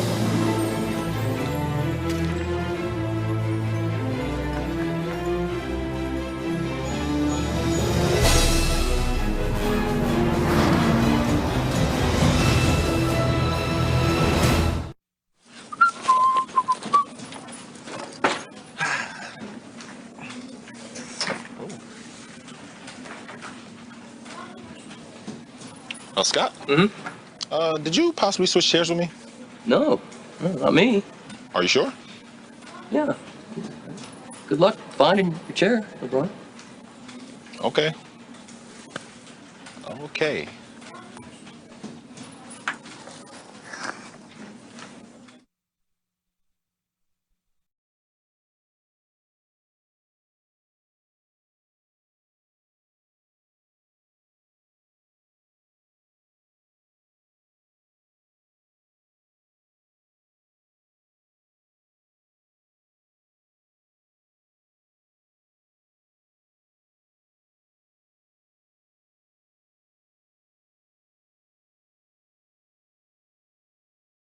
Series finals begin Monday on ESPN. Reveal simple truths that unlock everything. Welcome to detail. MLS, all eyes on us. Our style. Our squad. It's time for our soccer. Saturday, it's Columbus Crew SC versus New York Red Bulls on ESPN. Detroit Grand Prix presented by Steel. Watching them mix it up here inside of the top 5. It's Robert Wickens and Ryan Hunter-Reay going at it here. Earlier, we saw Scott Dixon make a pit stop. Now Graham Rahal and Santino Ferrucci are in, Jan. And yes, you can see that Graham Rahal is taking the opportunity to try and get himself out of traffic and get those new tires. You see that Marco Andretti is also due here on pit road any moment, while we also see they're setting up for the leader, Alexander Rossi. So all the moves being made now. While we were away, we should note that Scott Dixon did come in early, so he's on a much different strategy than yesterday, where he went longer. Look out! Trouble. At the exit of pit road, it's Santino Ferrucci has spun at an extremely high speed part of the racetrack.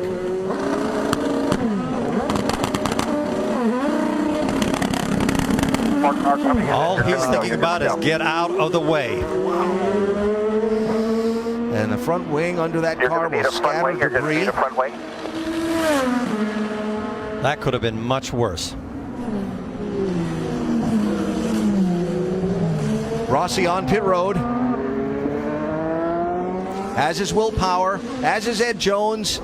Everybody trying to get in case the course goes caution. Yes, and I'll have to say, he dodged a major bullet. I am quite surprised they did not go to a full course caution, but that would have definitely been a race killer for Alexander Rossi. But you can see that was a quick stop for him, and Will Power getting service as well, Rick.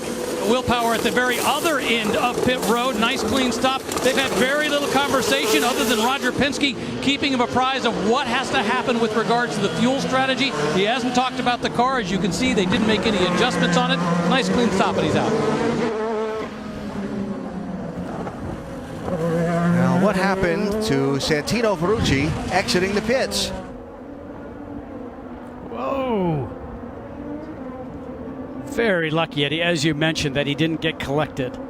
Gabby Chavez was the car coming at him at full speed, along with Marco Andretti, that saw him and avoided. He was very lucky that Gabby was paying attention. Gabby, a brilliant young driver, and that very quick. Very quick, and just a reaction time. You don't get a chance to think about that.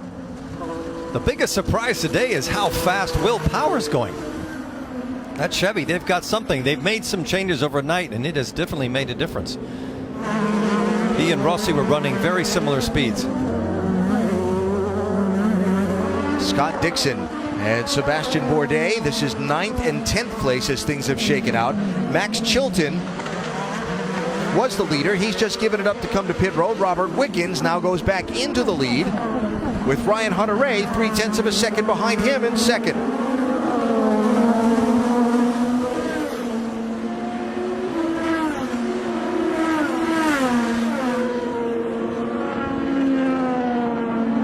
Rossi back up to third.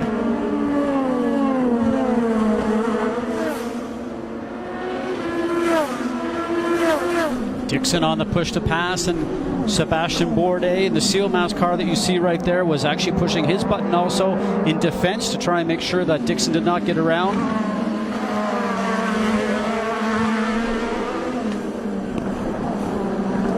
So now the three stoppers like Wickens and Hunter-Reay and Kanaan and Pagenaud.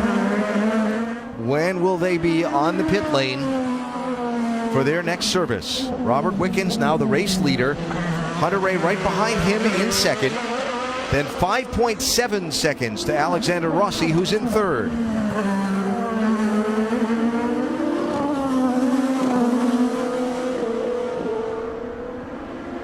And we've only done 23 laps, Alan. It's been eventful. I agree with Jan, by the way. I was kind of surprised not to see the full course yellow there, but that would have completely changed Alexander Rossi's day had he not pitted yet when the pit road was closed. So very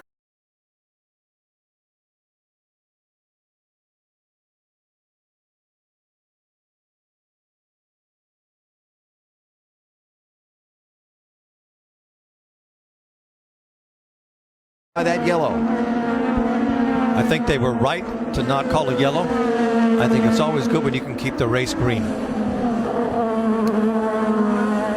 And I think the fact that the car was still running was probably the reason they hesitated on doing a full course yellow. But once the car stalls at any given time, we've seen throughout the year that a full course yellow comes out immediately. But that would have taken Rossi out of the race. Well, at this particular time, but yeah, but it just changes the complexion of the race. For sure. Timing's everything. Some days you're lucky, some days you're not. Yep.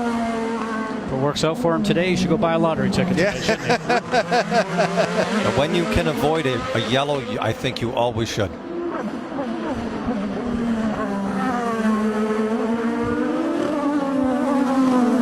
As we continuously watch these cars go around here, just that pounding, and I know we keep talking about that, but Eddie, as you know, I talked about on the drive in this morning, you know, we did one race, our palms were all sort of ripped apart by the steering wheel and the gear lever at that point in time, but your body ached from head to toe, and these guys are back again doing it. The hardest thing of all for me when you do a race where you're exhausted before is that you can't keep that mental focus that you need because you're always thinking about your sore hands or your sore back. But these guys are in such better shape than we used to be because everything has evolved. The racing drivers just have more training and they have more experience, and there's a specific athletic training that they do for this, and you can tell by their performance. The same thing in Formula One, the same thing in sports car racing. Right. You know, we used to use dumbbells and things like that. These guys sit in facilities now that have training machines with steering wheels with weights on them. Heart monitors and doctors measuring the amount of oxygen in their blood. And you have to look for every 10th of a second in any sport that you're in right now. And these race car drivers do a lot more training than they used to be. Yeah, we talk about the place in Indianapolis where most of the drivers go to called PitFit, and I've been in there quite a few times. I'm not training. What were you doing? Yeah, that's why I said I'm not training, but forget it. It's a pretty neat facility. Spencer Pigot's team will retire his car from the race. Remember, it was 3 laps down earlier after it got turned around back on lap number 1. And they repaired it. He continued, but now he is going to be done for the day. Can't go that fast doing that number, so just going to do the number. You can't pass them. That's what you need to do.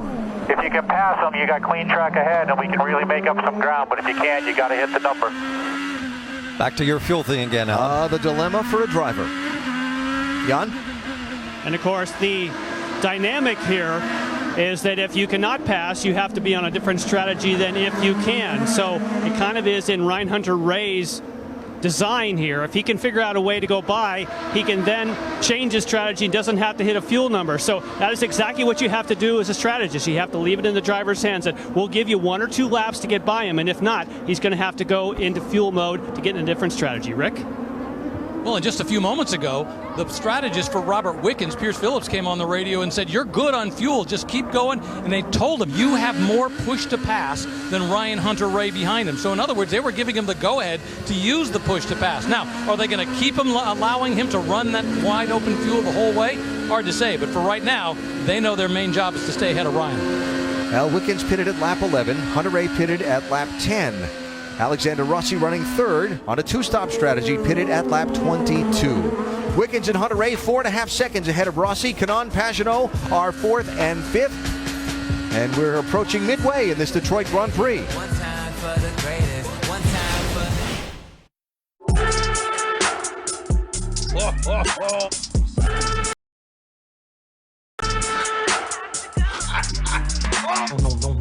Wait, what? DirecTV gives you more for your thing. Your quitting cable and never looking back thing. DirecTV is rated #1 in customer satisfaction over cable. Switch to DirecTV and now get a $100 reward card. More for your thing. That's our thing. Call 1-800-DirecTV. ESPN's a melting pot of international talent, and we go out of our way to make everyone feel comfortable. Hey, Giannis. Opa! Opa! You guys know that nobody actually does that in Greece.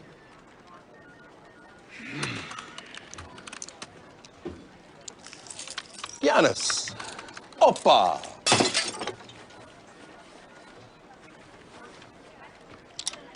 This spring, give your garden and your confidence a boost. Get more nutritious soil, hardier plants, and add a little color, all at the right price. Make this spring your spring. Get Bonnie herbs and vegetables 3 for $12. The Home Depot. More saving, more doing.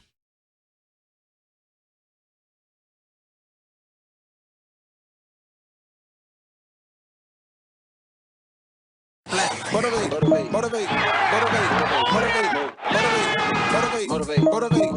Get money. Motivate. Sunday Night Baseball, Red Sox Astros tonight at 7:30 on ESPN. MLS. All eyes on us. Our style. Our city.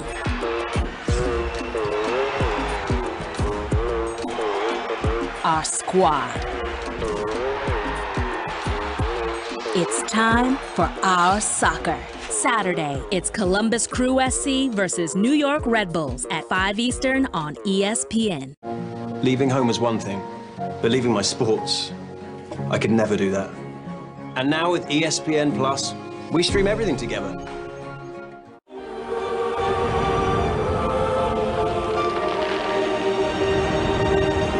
Ready or not, here I come. You can't hide. The Women's College World Series Finals begin Monday on ESPN. Now we'll see what time he does. Robert Wickens on pit road from the lead. Yeah, just a moment ago they had a discussion about how much longer to stay out. They said he could go as many as 6 laps, and then they decided to bring him in right away. They made a wing adjustment, a tire pressure adjustment, and they sent him back out.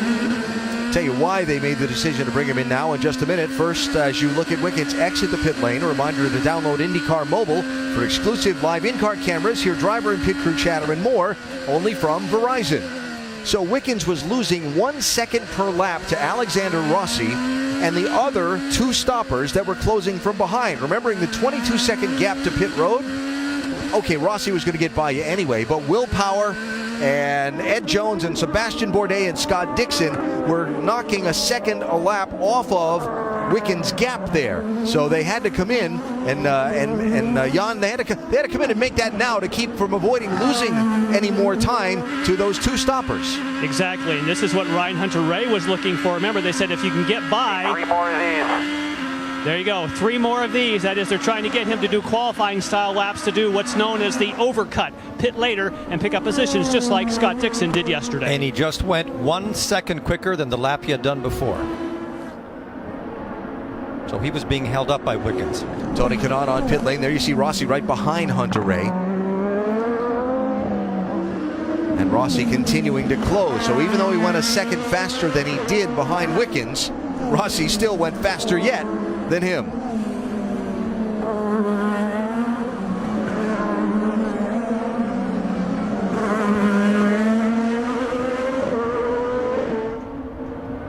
Now we talked about Alexander Rossi and the confidence, how together he and this team have been, the precision-like execution that they've had in most every race this year.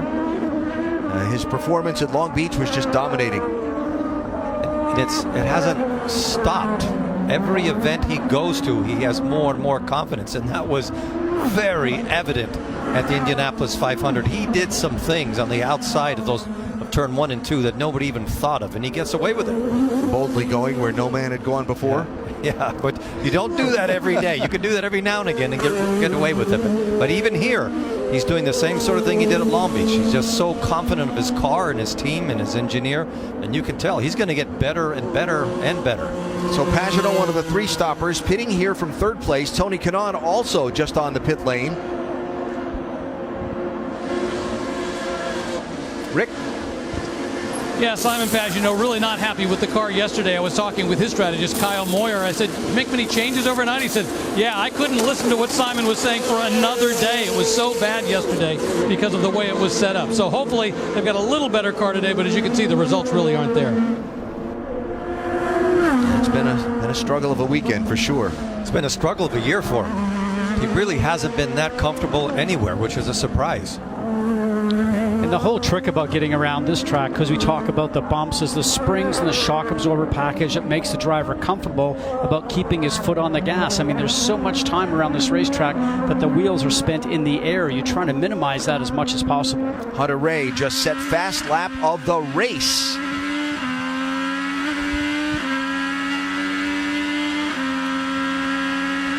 Watch the speed here. This is the hardest section of the track.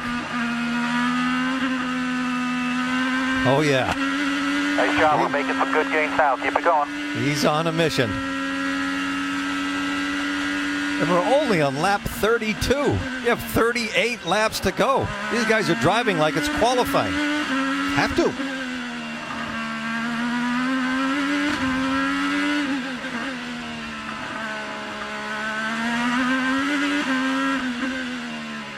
Hear him working the throttle, touching the brakes. Just watch his helmet in the bottom of the screen there. Now watch on board on the left-hand side. Look at your body jostling around.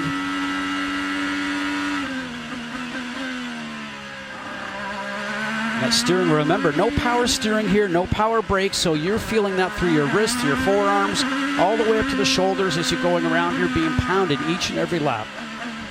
Jostling, is that the Canadian version of jostling? I'm looking at Canada outside the window. Is that another one of your words? Just checking. I've given you a larger vocabulary this year, haven't I? I'm just relieved he's not waddling again or something. Bottom overtake, bottom overtake. The reason why he's getting the call to do the overtake, when he's out there doing the fastest laps at the moment of anyone, they're watching the gaps. At the moment, he has a huge gap. If he's going to pit, the tires are being rolled out. He's going to definitely leapfrog Wickens, but they're looking at the top 5. If he continues this pace, he possibly may drop back around the area of Dixon, Rahal, maybe even Bourdais. So they've made big hay by giving him clean air for Ryan Hunter-Reay. Just set another fast lap of the race.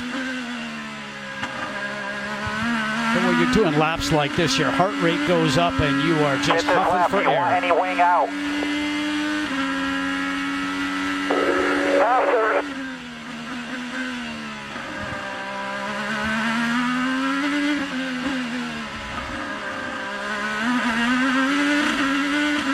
We're getting a driving clinic right now because this is exactly how it's done.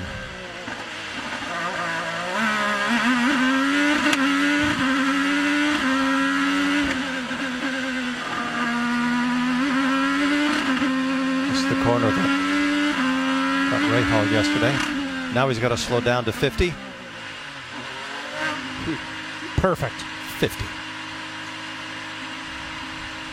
Here he is, Jan. And you heard him call on the radio. He wants a half a turn out of front wing. They're going to go with a sticker set, a brand new set of Firestone Blacks. They're going to wait for all the fuel because of the strategy he's on. That's there. 8.8 seconds. That'll do the job. And again, he needs to see where he's going to slot in. They've been watching this gap carefully. There goes Dixon. Now trying to get out ahead of and will Graham Rahal, who's there right behind him. So what a stint there by Ryan Hunter-Reay. Pounded out a couple of new fast laps of the race after he got out from behind Robert Wickens, but it shuffles him back to 6th in line on the 3-stop strategy. Rossi out in front for a second time in the race. He's led 23 of the 34 laps that have been completed so far. Halfway next time by here in Detroit.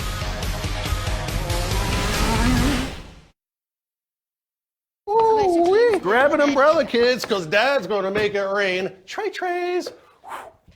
He's saying he's going to score a bunch of three-pointers on you. Yeah, we ball till we fall. There are multiples on the table. One is cash, 3 are FHA, 1 is VA. So what can you do? She's saying a whole lot of people want to buy this house. But you got this. Rocket Mortgage by Quicken Loans makes the complex simple. Understand the details and get approved in as few as 8 minutes by America's largest mortgage lender. Are those my shorts?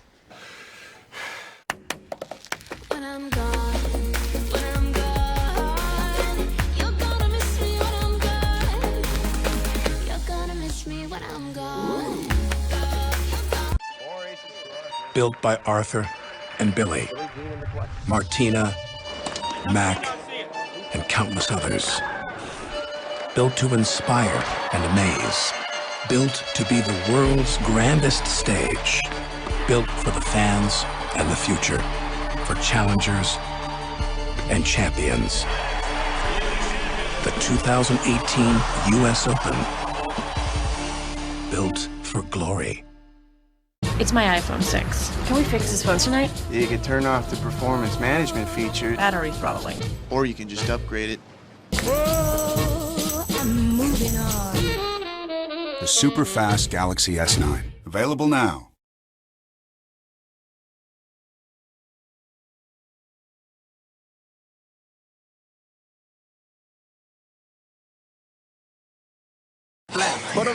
Motivate. Get money. Motivate. Mo. Hey, Ovi. Hey, what's up? What's up? What are you doing in the dark, man? Nothing, just the late night filings. Really? Late night filing? What are you, a Russian spy or something? Yeah, right. All right, I'll catch you later. Yeah, see ya. Пронесло. Да, уж чуть не спалили.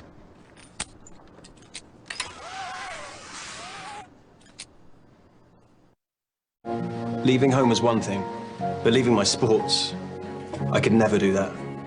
And now with ESPN Plus, we stream everything together. The Detroit Grand Prix presented by Steel from the raceway at Belle Isle Park. Beautiful 900-acre state park in downtown Detroit. Once a year, some of the streets converted into a race course for the Verizon IndyCar Series. The next race is a permanent course. It's the high-speed mile-and-a-half oval at Texas Motor Speedway in Fort Worth. It is Saturday night at 8 o'clock on NBCSN. One of my favorite tracks that we used to go to, the high banks of Texas. Speed, drafting, wheel to wheel. Trouble Bourdais! And he didn't hit anything. Oh, and he didn't get hit, too. Wow. Try doing that again. Wow. Sebastian Bourdais out of 5th place. Next car resumes in 8th. You've got about 100, 150 feet. Flat spots on the tires, you can see them. What is going on with the car? All the tire pressures seem fine. If you have an issue, we can pit, but you will need to stop again. Oh, I can't drive like that. There's something wrong with that car. Yeah, the right rear. No, but he said the tire pressures are all fine. I think something happened. Right, if you need to pit, we will have to put tires on and stop twice. Something is broken on the left rear. Toe link or something like that. A driver of his caliber does not say something's wrong if it isn't. Because it looked like it was going down the straight and trying to go like it just spun, spun so quickly. Toe link, pit. Again, we've avoided another yellow.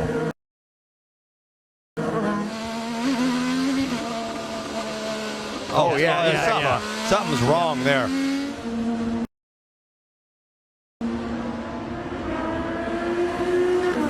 Well, somehow, safely around to the pit lane. Here. It's not going to break straight.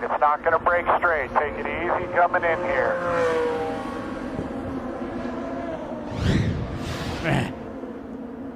This will end up snapping, I'm sure. There it goes. Yeah, you see that tire? The left rear tire just moved. Like I said, toe link or something. So look at Hunter-Reay, how close he came to the back of that car. Talk about being on automatic.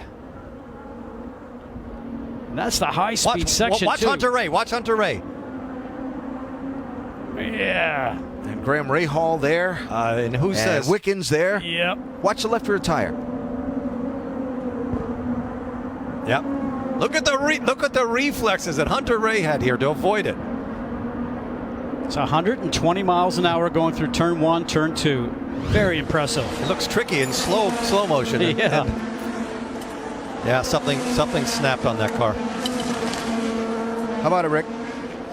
Well, they definitely have something that's broken on the back. With crews gone over the wall, gotten some parts, gone back to the car, and they're trying to replace it. At one point, Sebastian Bourdais was asking, are we going to keep running? And basically the answer to that is yes. He's staying in the car. They're trying to do the repair to at the very least get him back out. It was a bent toe link.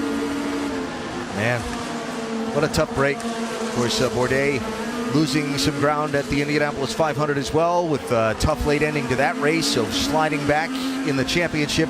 And now a tough day here on Sunday at Belle Isle. And Rossi has an 11.6 seconds on power, which is the biggest surprise of the day for me. There is Alexander Rossi, has led 28 of 39 laps.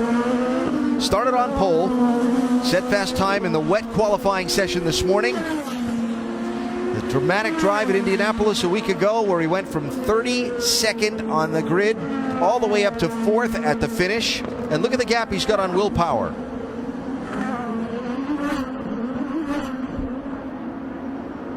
There is Will. 10.8 seconds back. Rossi. That's another area code that's so far behind. But it's amazing, Scott, that it's power.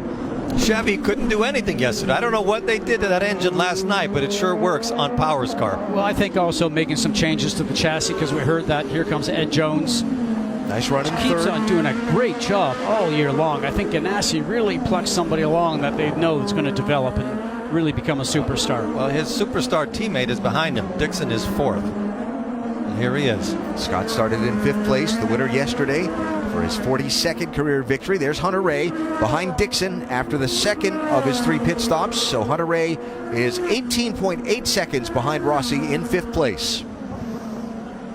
You know, Eddie, when you're talking about a Chevrolet and the Chevrolet of a Roger Penske car, remember we talked about Roger runs this event here, so certainly wants to make sure that maybe one of his cars can stand the podium. They got blocked out yesterday. How come you call him Roger? I still call him Mr. Penske.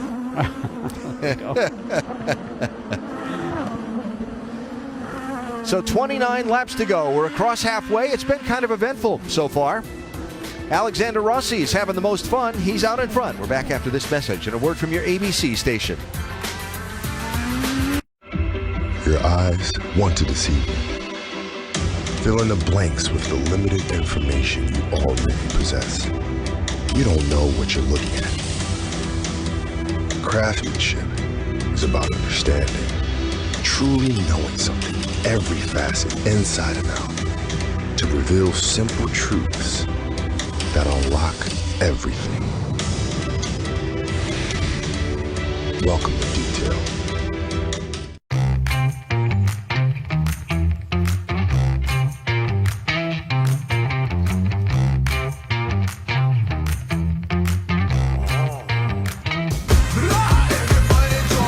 I need a hospital though, right? Hotel Artemis is a hospital for criminals. Wait, what? Don't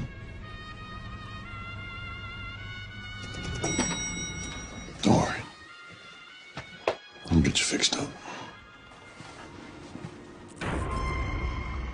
Dave? Enjoy your stay, Marcellus. Make sure they validate your parking. Come on, man! Love this song. The double play. It's like a dance with me, the second base. Altuve and Correa can do the steps with their eyes closed. Each knows where the other will be. Speed, grace, beauty, perfection.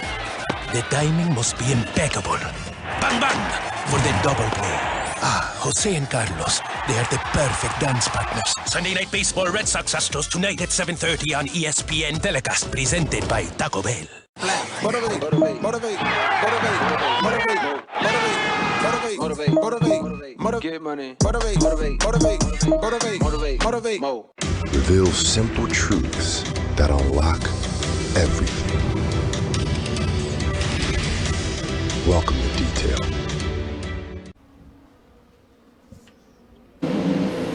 Here's our Honda race rundown of what's happened in the Detroit Grand Prix so far. The race started with a bang, literally.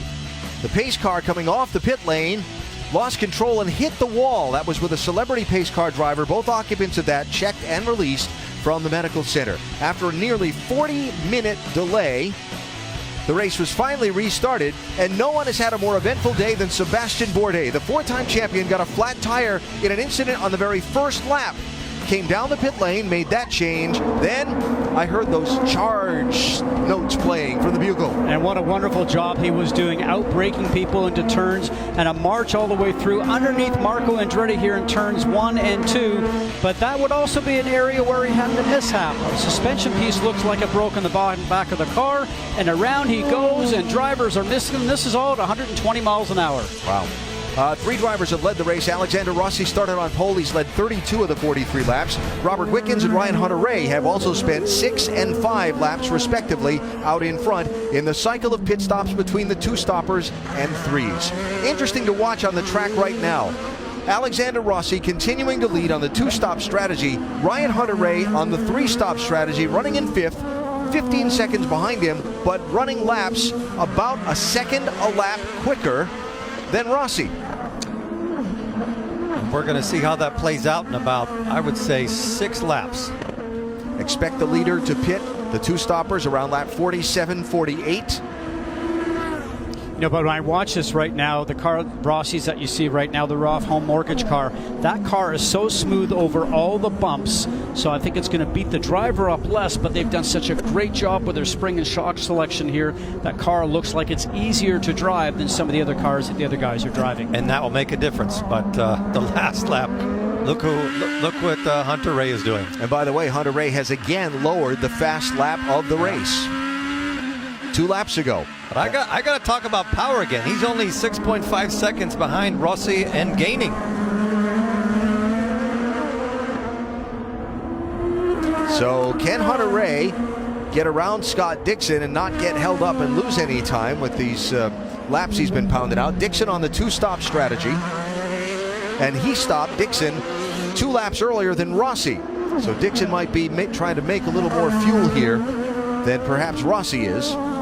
And definitely trying to make a little more fuel than Hunter-Reay is. Rossi is using every inch of the track. He's starting to peel those banners that are on the walls off. See that? They can't get any closer than that. Car comes off a turn and it's moving around, waddling as I like to call it, and the car is almost not being able to keep under control. You knew he was going to get that in. I'm not going to take the bait. This is the last race. So I'm not going to take it. So there's Hunter-Reay, running right behind Dixon. You saw some debris on the left-hand side. Hunter-Reay saw that coming off of 2 but Dixon at 120 miles an hour and avoided that. And Yeah. Graham Rahal just That's a caught big it. piece, yeah. That's carbon fiber. And that action needs to come off the circuit, so I'm sure race control will see that. And for drivers running over that, remember, these tires are very thin. It's not like our road car tire where it's very thick with tread. These are very thin tires. Absolutely. It takes nothing to cut a tire. So there you see the two stoppers, top four versus Hunter-Reay, who pitted very early. Stopped back at lap 10. And then again at lap 34. While Rossi stopped at 22. We expect to see him in probably 2 laps from now, maybe 3. Just the one caution in the race so far. It was the one on the very first lap, and here comes the race leader in. How many will follow him? Will Power is in. Jan? Well, there's a whole host of people that are pitting now because they know they saw that debris. So we're going to see Scott Dixon. We're going to see Graham Rahal. While we watch Alexander Rossi, they want to be sure they're not caught by yellow. There's a front wing, a major front wing adjustment, 7.7. Rick? Meanwhile, at the other end, we've got Will Power down here. No big adjustments. They're going to send him back out. First, they got to get him full. It's an 8.2 second stop. Graham Rahal is finishing his stop. I can tell you, as Graham Rahal leaves, Scott Dixon had to wait for a moment. They had a lightning fast stop, but Graham Rahal was coming in. They were very wise in holding Scott Dixon for a moment, but they didn't. They were not able to capitalize on a very fast stop. A look at that pit exit. Here's Rahal coming in. See the fuel nozzle detached from the Dixon car. So that split second, costing Scott a little bit of ground. Now, when will Hunter-Reay pit? Hunter-Reay has gone to the race lead. He's only 5 seconds ahead of Alexander Rossi and needs to make another pit stop. Now, his pit stop would be shorter if he made it right now because he stopped 12 laps later than Rossi did. He'd take less fuel to make it to the finish on equal footing. On that note, he should stay out as long as he can. But risking a caution coming out, he will probably continue to try and take the clear racetrack ahead because he's got a good bit before he'll catch any traffic and try and continue to pound out those fast lap times. Here's teammates battling each other.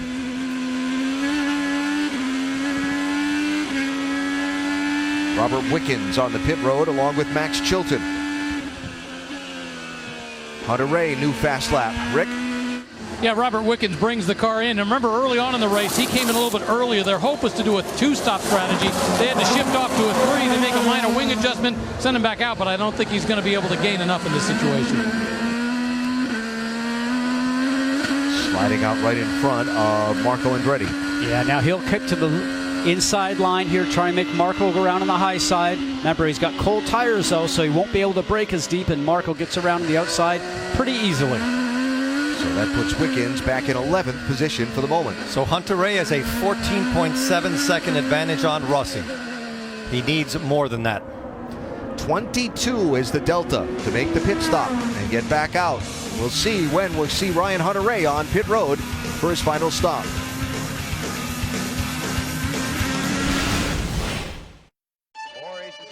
Built by Arthur and Billy, Martina, Mac, and countless others. Built to inspire and amaze. Built to be the world's grandest stage. Built for the fans and the future. For challengers and champions. The 2018 U.S. Open. Built for glory.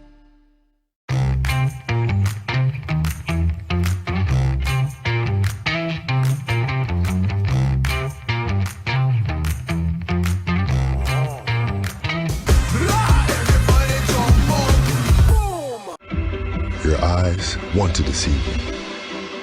Fill in the blanks with the limited information you already possess. You don't know what you're looking at. Craftsmanship is about understanding, truly knowing something, every facet inside and out, to reveal simple truths that unlock everything. Welcome to Detail. MLS. All eyes on us. our style, our city,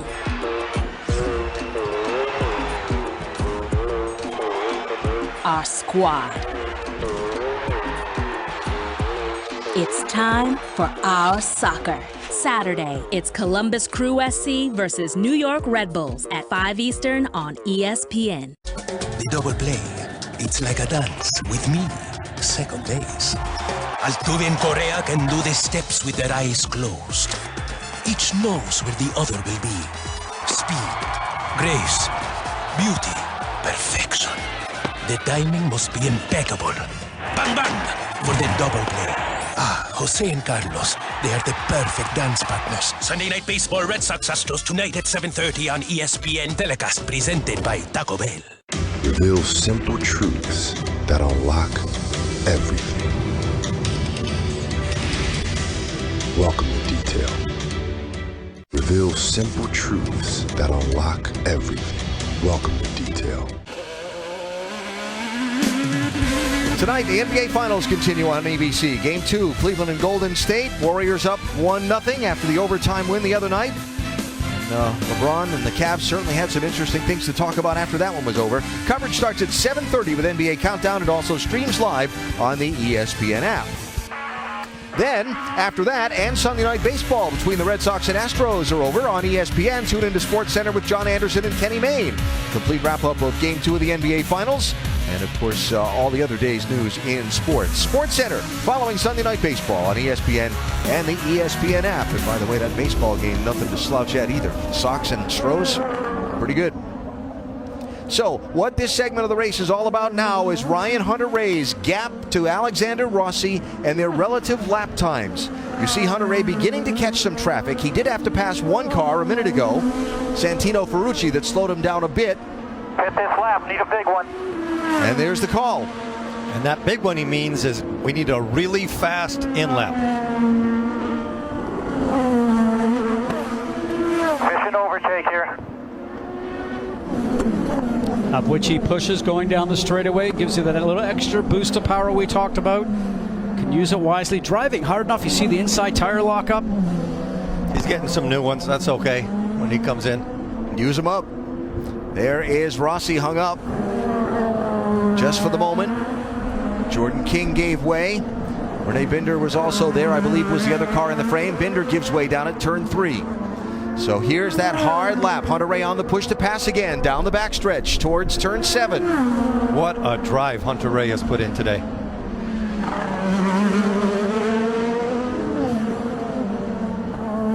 What's his nickname? Captain America? Captain America. Such a family man.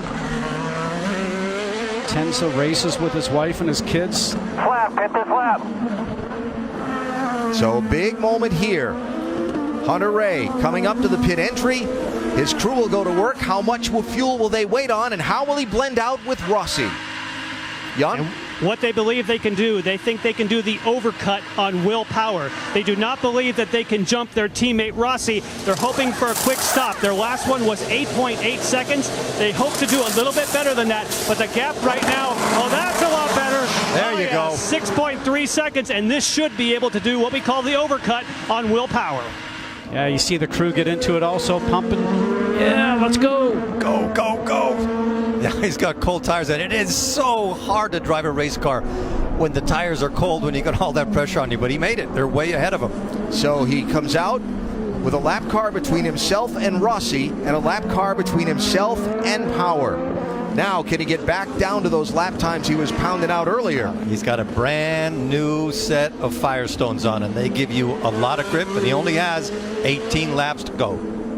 So Will Power with a solid day. Talked about one of our storylines entering the day, whereas Power and Newgarden needing to salvage a decent championship day. While Rossi's winning the race, he's the point leader coming in, but Will Power, after the difficult day yesterday, having a solid third place run if they can just bring it out these final laps. I would have never thought they could have gotten that car to P3 watching them run yesterday.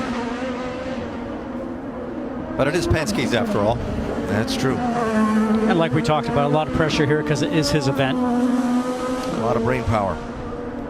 This event, they say, reported brings in $58 million into the local economy.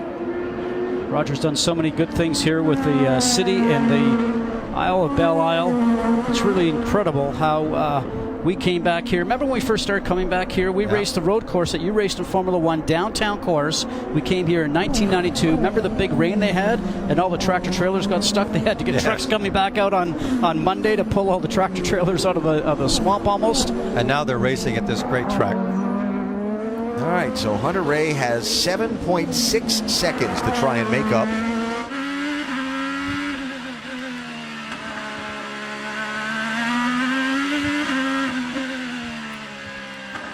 This is sort of race like they all should be. It's just going to come down to raw speed from here to the end of the race. Raw speed, courage, stamina. 17 laps to go. We'll mind the gap between Rossi and Hunter-Reay. Will a caution come out late and change the whole picture? We'll see.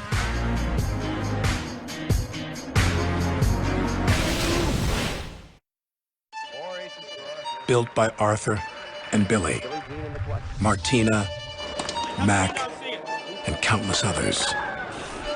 Built to inspire and amaze. Built to be the world's grandest stage. Built for the fans and the future. For challengers and champions. The 2018 U.S. Open. Built for glory. Of course, a Lexus is powerful. But if you had any lingering doubts about the acceleration, horsepower, and all-round performance of a Lexus Hybrid, this should clear the air. Lexus Hybrids, crafted to be fast as H, now comparably priced to the rest of the lineup. Experience amazing at your Lexus dealer.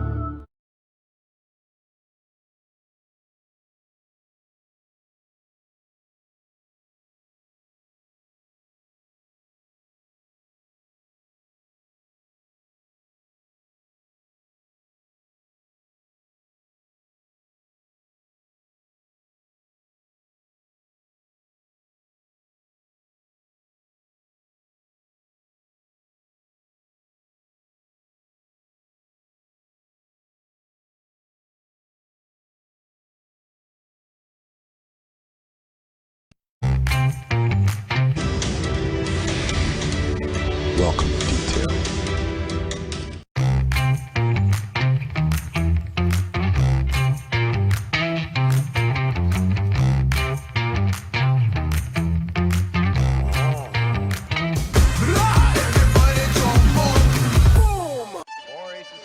Built by Arthur and Billy, Martina, Mac, and countless others.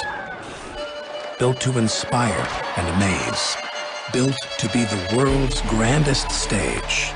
Built for the fans and the future. For challengers and champions. The 2018 U.S. Open. Built for glory. The Detroit Grand Prix, presented by Steel on ABC. Steel, are you ready for steel?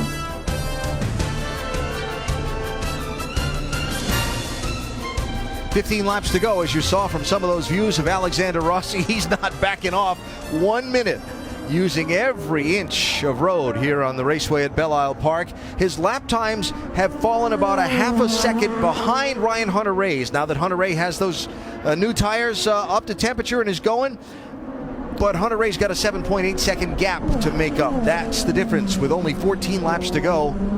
The math is not going to work out, barring a caution flag. To put that in perspective, Rossi is 54 seconds ahead of Andretti, who has exactly the same car as his teammate. That's not a bad race, is it? Marco just made another pit stop. He's had a tough day. They've made a few different pit stops now. Actually, an extra one. I think he's been on pit road 4 times. So you have 2 Andretti cars running 1 and 2. And I think about yesterday, because Andretti cars were 2nd, 3rd, and 4th. The only guy that spoiled the party of an all-Andretti podium was Scott Dixon. And today, it will be Will Power probably standing up at the podium if things finish the way they are right now. And it will be a Chevy finally getting up in the podium here at Detroit. But I think for Honda to come and win in Detroit, just America's Motor City, and to have the Andretti team do it for them, that puts a lot of great things in their basket. Well, this young man behind the wheel here, 26 years old. As you see, Andretti Autosport today, first and second right now. And certainly all of their cars qualifying in the top 12 earlier today in the rain. Alexander Rossi has hit his stride. He hit it late in last season when he and his engineer kind of had an opportunity to step back and get back on the same page, reestablish their communication, kind of go back to some of the basics, if you will. And ever since then, just wow. Third at St. Pete, third, first, 11th, 5th, 4th. He was passing cars on every side of the track, and it was as if the waters were parting ahead of him. And with cars this year that you weren't supposed to do that with. No, everybody said it was impossible to do, and yet he pulled off the impossible. And you watch him drive today, he's using every bit of the track with so much confidence, and the speed is just there. I think Michael Andretti has really found the right driver here, and he's only going to get better. Not just the right driver, but remember that Michael's team kind of got adrift a little bit technically a couple of years ago, but they retooled, reworked, reorganized, and have really become a steady force week in and week out now in this 2018 season for sure. Next race is next Saturday, Texas Motor Speedway, the high-speed mile and a half. NBCSN will have the coverage at 8 Eastern, and there on out the rest of the season and beyond. And we wish our friends there nothing but the best. We'll be watching. As we've been chatting here, it's actually 5.5 seconds between Rossi and Hunter-Reay. Hunter-Reay is banging off laps now, guy, at 15.5, and Rossi the last time at 16.9, so 1.4 seconds quicker. And to say that Ryan Hunter-Reay, look how close he's getting to the wall. He has started to eat up that lead very quickly. But he's running out of time, Alan. Just set another new fast lap of the race on that last circuit by. Right, that's the difference. 5.6 seconds, 12 laps. But the biggest thing right now is that I think Hunter-Reay knows that Rossi can see him in his mirrors, and that makes a very big difference. Don't forget also, because Ryan Hunter-Reay pitted later, that he's got some tires that probably, if I can recall, have 6-7 laps less on them. So they're going to hang on a little bit better. He's going to continue to... He's down to 3.7 seconds. He just knocked almost 2 full seconds off the deficit in that last lap. Rossi did a 1:16.9. Hunter-Reay did a 1:15 flat. So for Alexander Rossi right now, objects in the mirror are closer than they appear. Yes. And they're getting bigger. And there's that old saying, catching them's one thing, passing them's another. He really has put on a display of how to drive a racing car today.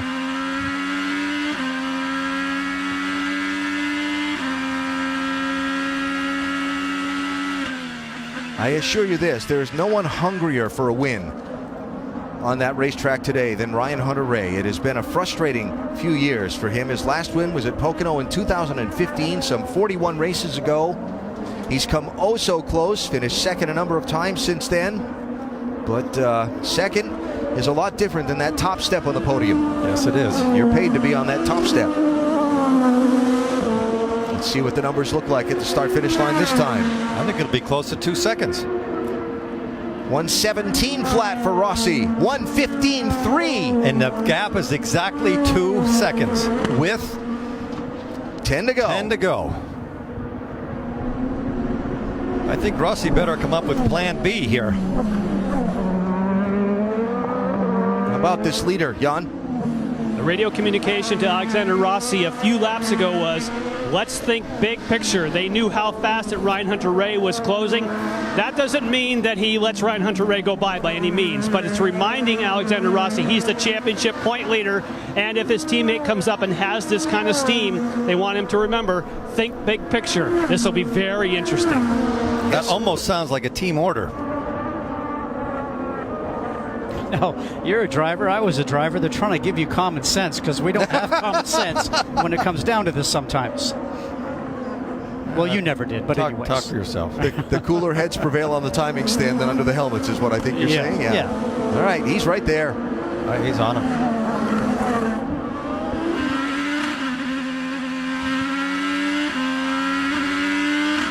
You think they both know if there was a Chevy behind him in third place?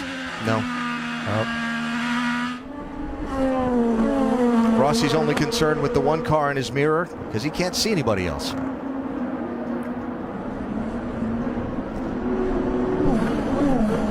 Another 1.3 seconds shaved off by Hunter-Reay that last lap. But that's going to stop, though, because he's right on his gearbox. He can't go any faster until he passes him at this point. You see the push to pass remaining. You'll see it turn green when they get on it. Still a lot of laps to go, 9.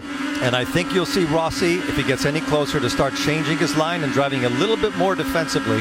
But he also knows that that's his teammate. Defensively, is that the European background he has from his days in Europe in Formula One? You were over there. You can place your car differently to make somebody's pass a little bit more difficult and more risky. They are going to catch a few lap cars, not all that far up the road in front of them, these two. Very tricky corner coming up here.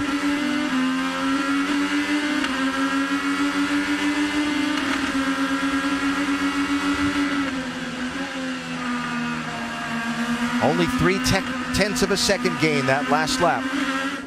See, there's the lap traffic ahead. Yeah, now, Ryan Hunter-Reay did go almost a second slower that lap, as you mentioned, Alan, because, Eddie, as you're saying, he's now in the... Rossi with the lockup! He is right on the limit. They're both right on the limit. Feeling the pressure. You do that too many times and you're going to have square tires, and race cars don't go well with square tires.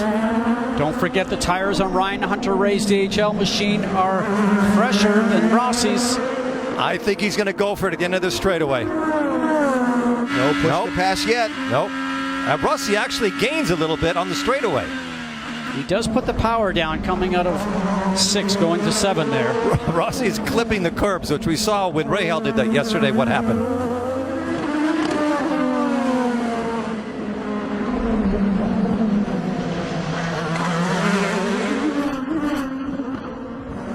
Now remember, Hunter-Reay is dealing with dirty air right now, and these cars are very sensitive to dirty air, as we've seen many times this year. Coming to 7 laps to go.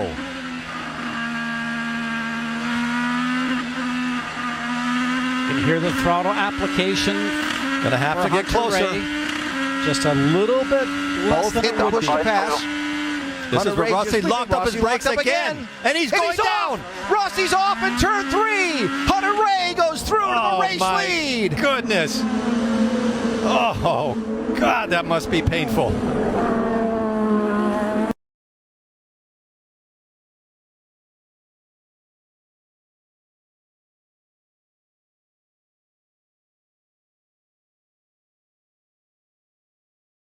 This happened just because of the pressure that Hunter-Reay was putting on him. He's right in his gearbox. Look at this. So bumpy. Look at the cars just all around. Goes to brake. So there, it's locking up. Cars don't turn too well when they lock up the front brakes. And now one of the tires flat on the 27. And a win getting away. Now he's got to try and salvage some kind of a finish. Oh, he's got to be careful. The cars that are coming up behind him. All Hunter-Reay has to do right now is finish the race. So everybody at home wonders why we have an ABS braking system on our road cars. That's the reason there, so you don't lock up the wheels. Rossi right now in 6th place as he limps around the racetrack, trying to get to the pit lane here. In another, he's got another 5 turns to go before he gets to the pit lane.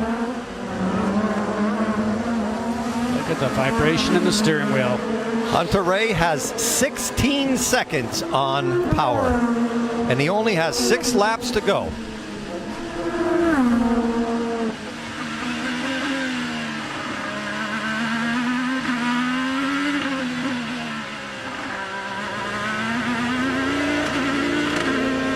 This this is an opportunity just to replace that tire to try to get Alexander Rossi home. But just the frustration and the letdown for this team. It's hard to put into words when they certainly had radioed to him, let's think big picture. He just tried. He tried to go for the win, and boy, did it all come unglued in turn number 3. Yeah, sure enough. So Rossi now returns in 13th position. Here it is from on board the 27th. I think some of the function of this, guys, as you see the tires lock up, is that Ryan Hunter-Reay, probably 7 or 8 laps fresher tires, just could get in the braking zone a little deeper. This happened just because Hunter-Reay was putting pressure on him. That's what happens. Well, what a drive from both of them. Do you think the crew's not emotionally into it? Look at that. And that's with another one of his cars benefiting and taking the lead. Yes. Well, 1-2 sounds better than just 1, I guess. Yeah. Well, Hunter-Reay now, the race leader, coming up to 4 laps to go. There is some lap traffic ahead of him that he will deal with, but as you mentioned, Eddie, he's got a massive lead on Will Power, 16 seconds back to second place. You can't put the exclamation point enough on the laps that he was pounding out earlier in the race when they committed to the 3-stop strategy and got him into open traffic, and he kept setting fast lap. Then he came off the pit lane again after that 3rd stop and even lowered those fast laps to close down that huge gap and put the pressure on Rossi that resulted in what we saw. And we never thought when we saw him behind Rossi when he was like 8 seconds behind that he was going to catch him, and yet he just kept going at it, and now he could almost stop for a cup of coffee and still win. The math didn't work, right? But the fall off on Rossi's car and the laps that Hunter-Reay was able to put in, all of a sudden, the math looked bad, but we were not accounting for Hunter-Reay's speed. I love races that come down to speed. The speed, the brilliant drive, and the tenacity that he had, and I think about that even with his career in a sense that, remember, he wandered around with different IndyCar teams for quite some time and couldn't get on a full-time ride, and then ended up getting with Andretti, and everything has gone right for him ever since that point in time. So Will Power, after Rossi's problems, is going to wind up salvaging a great day in the championship. One of our storylines starting the day. Rossi's going to slide back to 3rd if they finish as they're running now, with Scott Dixon running 4th in the race. Slotting in 2nd in points, leaving here. Joseph Newgarden will be the tough one on the weekend. He's going to fall all the way back to 5th in the championship. Newgarden running in 16th place right now after the tough trip into the tire barrier in qualifying this morning in the rain. Whenever you want to measure, just leave it in wheel 7. Plenty of a lead. Don't need to get mixed up with. Whenever you want to measure a driver's performance, always look where they are in comparison to their teammates. Today, Power was way better. Power running 2nd, Pagano running 10th, and Newgarden running in 15th place. Some other notables: Ed Jones running 3rd, really solid drive for Ed. In front of, what's that gentleman's name? Yeah, Dixon? One spot in front of Dixon, and about 2 seconds, second and a half in front of him on the racetrack. Graham Rahal, after yesterday's disappointment, what a job by his team overnight to stay until 1 o'clock in the morning to prepare the backup car. And Rahal qualified 9th, and he's running in 5th position now. Much needed good day for him.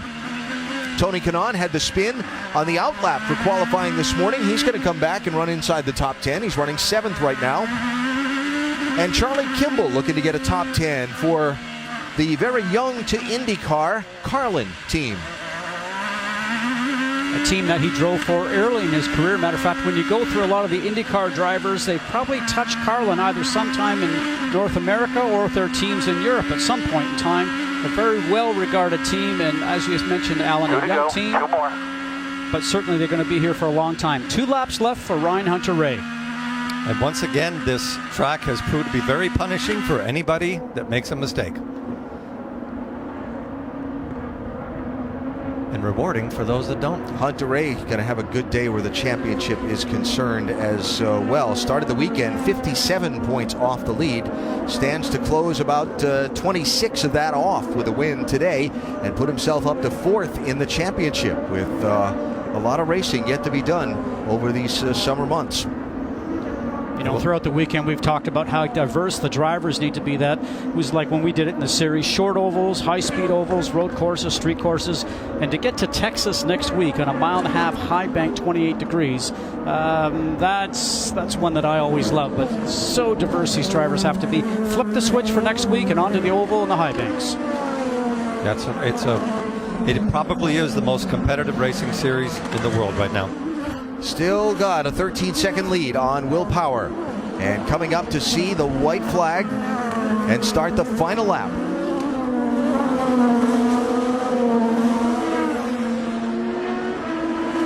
White flag, still plenty of pace between you and Will. Don't need to do anything with Hinch here. A year ago, Graham Rahal had as good a weekend as you could have in this unique doubleheader weekend at Belle Isle. He won both races. Well, Ryan Hunter-Reay finished second yesterday and is on track to win today. Next best thing, I guess. Think of how many times that Ryan Hunter-Reay has been unlucky here in this last year or so.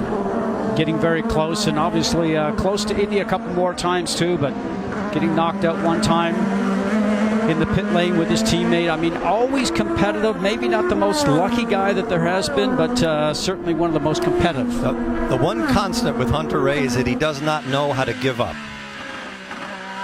And he's blindingly fast when you give him a car as he wants it. Just a few more corners to go.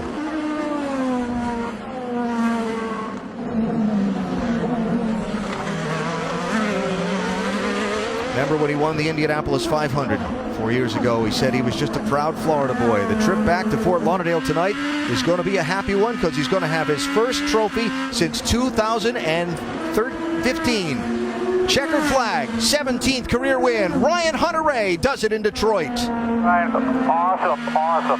Unbelievable, those two middle stints. Fastest lap by a second. Awesome ride, awesome. Great work in the pits, guys. Good job, guys. Yes! What a drive. Just inspiring. You'll see the victory lap, and then we'll get the victory interview coming up from Detroit. We really like having Aaron around, but we're concerned he takes his name a bit too literally. Okay. He has to do golf again. Like, All rise.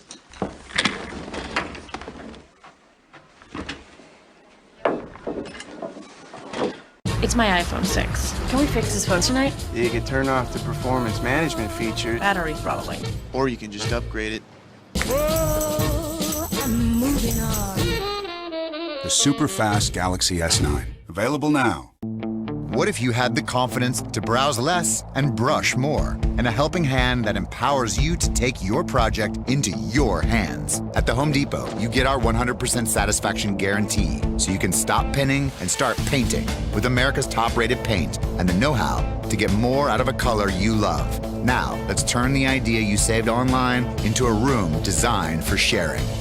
The Home Depot. More saving, more doing. Leaving home is one thing, but leaving my sports, I could never do that. And now with ESPN Plus, we stream everything together. The double play, it's like a dance with me, second base. Altuve and Correa can do the steps with their eyes closed. Each knows where the other will be. Speed, grace, beauty, perfection. The timing must be impeccable. Bang, bang! For the double play. Ah, Jose and Carlos, they are the perfect dance partners. Sunday Night Baseball, Red Sox Astros tonight at 7:30 on ESPN telecast presented by Taco Bell. Motivate, motivate, motivate, motivate, motivate, motivate, motivate, motivate, motivate. The Women's College World Series Finals begin Monday on ESPN. It's time for Our Soccer, Saturday on ESPN. Built by Arthur and Billy, Martina, Mac, and countless others. Built to inspire and amaze. Built to be the world's grandest stage. Built for the fans and the future. For challengers and champions. The 2018 U.S. Open. Built for glory. Ryan Hunter-Reay, the winner, while you were watching the cool-down lap and those messages. His strategist, Ray Gosselin, came on the radio and said, "I will show you the lap times later." He said that might have been your best drive ever. Hard to argue with the performance that Ryan Hunter-Reay put on today here in Detroit. Just knocking out fast lap after fast lap after fast lap and putting enough pressure on Alexander Rossi to come away with the win. And as you're mentioning those laps, Alan, they were qualifying style laps, and his fastest lap is almost a second quicker than the next person on the day. So that's pretty impressive. There are the championship standings. Look left column before the Indy 500. And now after the second of the Detroit doubleheader races, what a big month it was, a big 2 weeks it was, with the double points at Indy for the 500, and now the two races here. Scott Dixon helping himself greatly. Sebastian Bourdais having a tough weekend here in Detroit both days and sliding a good bit back. And Joseph Newgarden from the lead to 39 points down in 5th, leaving Detroit. Yes, he's got a lot of work to do after this weekend. If I was a young driver starting an IndyCar right now, I would watch Hunter-Reay's performance every night before I went to bed. That was quite impressive, wasn't it? That's how it's done. 17th career win, 8th win on a road and street circuit. Let's quickly go to Rick DeBrule. Well, Alexander Rossi just got out of his car. Obviously a very difficult, disappointing, and very frustrating day for Alex. Alex, let's talk about those last few laps. I don't really have an answer for you. Need to talk to these guys. We don't understand, so I don't have anything to say. All right, once again, very frustrated, as you can imagine, from Alexander Rossi. Trying to figure out what happened that left him at the checkered flag. A disappointing 12th position. And a look at the Scott Fountain and victory circle here on Belle Isle. Will be a happy sight to see the top step on that for Ryan Hunter-Reay. Tireless worker in support of raising money to support cancer research after losing his mom to cancer. And a tireless worker on the racetrack today and this weekend for sure. Second on Saturday and a winner on Sunday.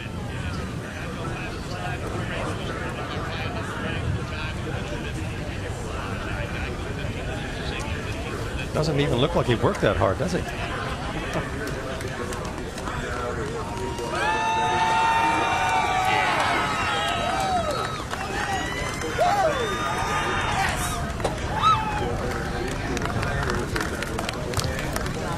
First stop for Ryan Hunter-Reay, of course, to give congratulations to the crew, to Michael Andretti, team owner. There's no question this was a team effort today. Boy, sometimes you win a race with strategy, sometimes you do it with pace. Today you did it with both. And your engineer said he thinks this might be your best drive ever. What do you think?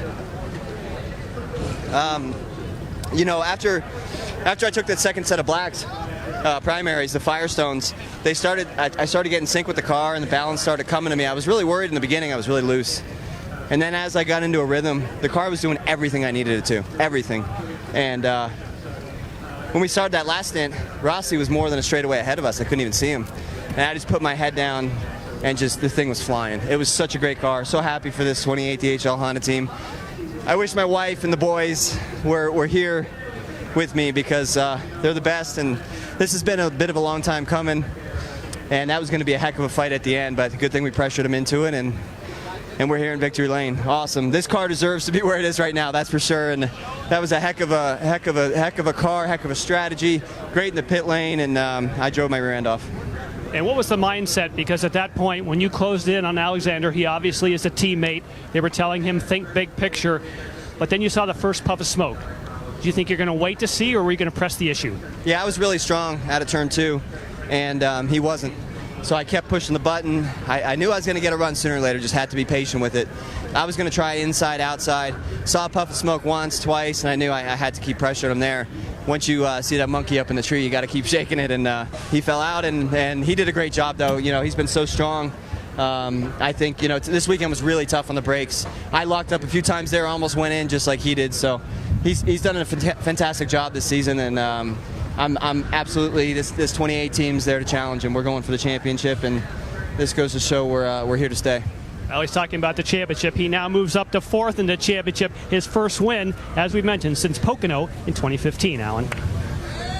Jan, thanks. A day that started in the most bizarre fashion with a crash of the pace car wound up with one of the most inspired drives we've seen in some time. And Ryan Hunter-Reay, the winner today in Detroit. World news or your local news is next on ABC, except on the West Coast. Later tonight, Game 2 of the NBA Finals starts here at 7:30 Eastern. Thanks to this wonderful crew for a long run covering the IndyCar Series. Treasure them all. Treasure every moment. We sign off with Ryan Hunter-Reay's inspiring, brilliant performance as winner of Detroit Grand Prix race number 2. Alan Bestwick for our entire team. Thanks for watching. Built by Arthur.